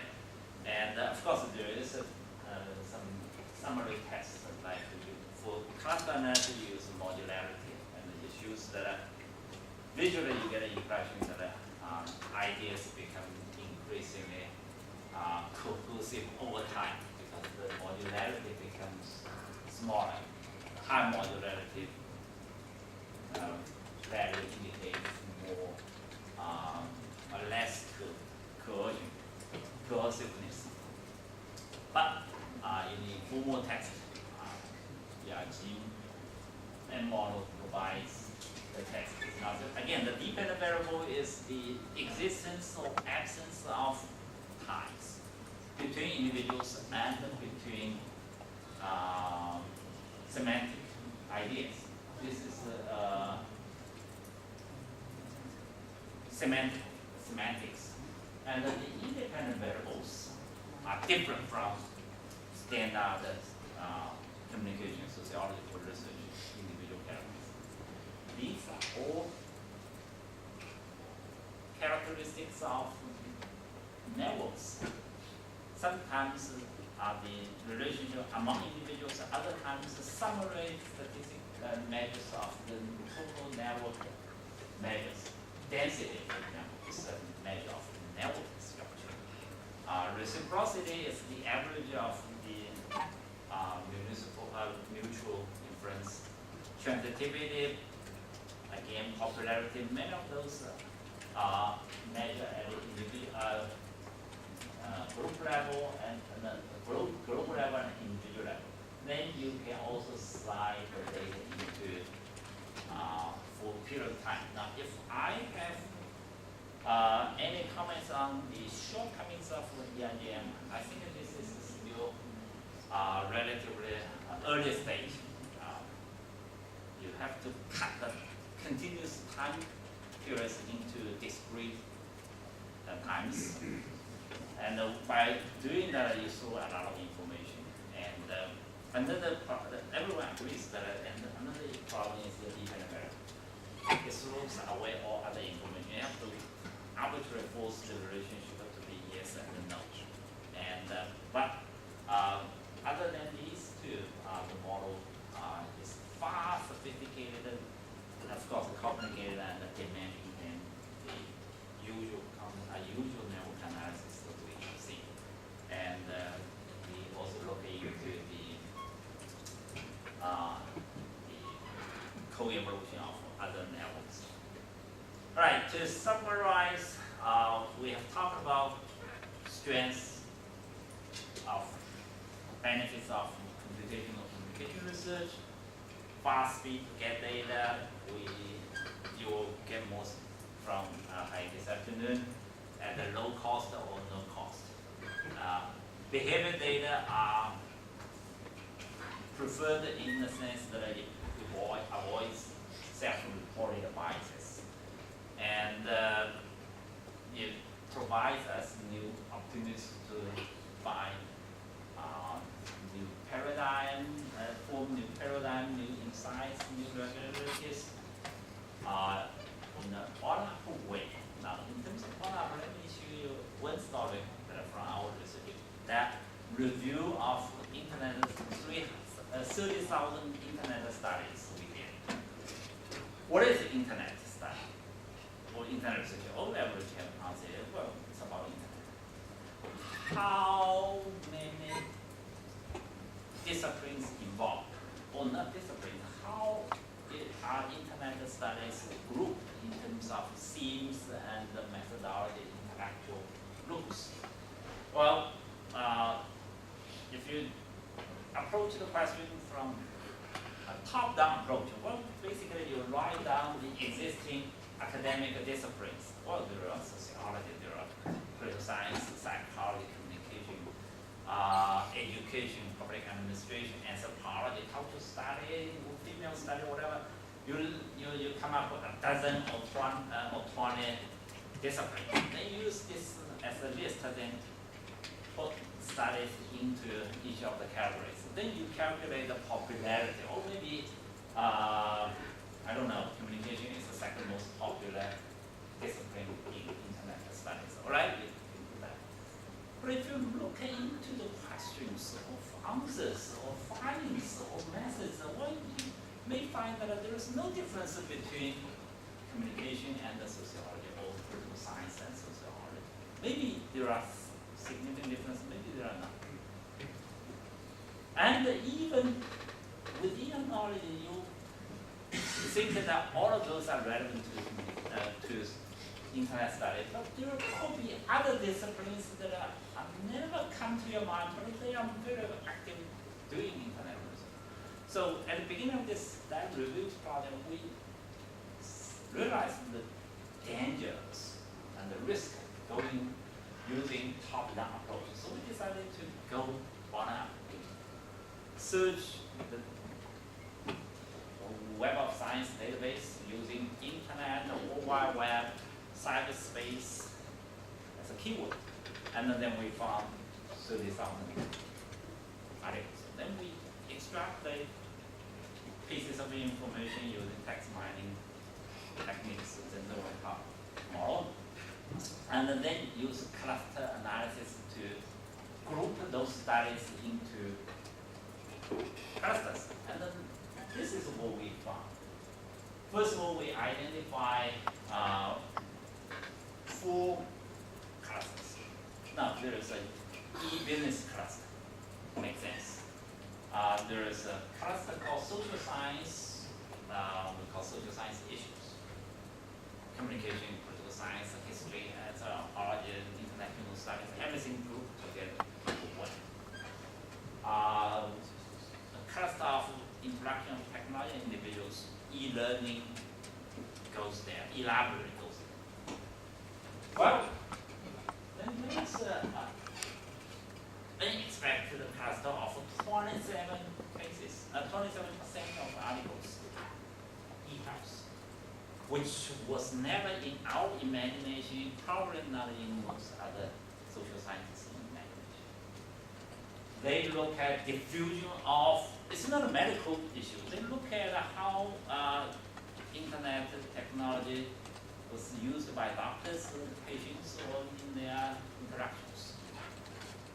It's a social science issue. We publish it in social science journal, but it's in health business, and we never thought about it. So this tells us that this bottom-up approach is particularly useful for new issues where we didn't have much knowledge to begin with. All right, there are also problems and challenges to CCR. We need a lot of technical expertise, we need resources. And also, we deal with behavior, but we want to make sense out of it. That means that we need to know motivation. So it's a travel back to the history. We know the outcome behavior. We want to use behavior to include their behavior. This is something that has never been done before. In social science research, we start with motivation, and earlier studies try to predict behavior from motivation. Didn't work. So Fisher I then proposed a behavioral intention as a compromise. Now we want to go back. We know behavior. We want to predict behavioral intention. And from behavioral intention, we want to predict the attitudes and other things. It has never been done, and it's at the early stage. And this is a place where breakthroughs take place. Bottom-up studies are interesting, sometimes groundbreaking, but you still need to find ground truths to falsify, and that's another challenge. Legal and ethical concerns, of course, are imminent, but they are beyond our expertise in the lab. What we haven't covered, in addition to this ethical, legal issues, we haven't touched upon online experimental studies. They are important. We never have any chance to do it, and so I don't have any insights to share with you. We never talk things which we don't have experience. Simulations is a big thing among computational communication research, and I personally have some reservations about And again, since we, some members in our group are actually very interested and very active, but I decided not to include in the workshop.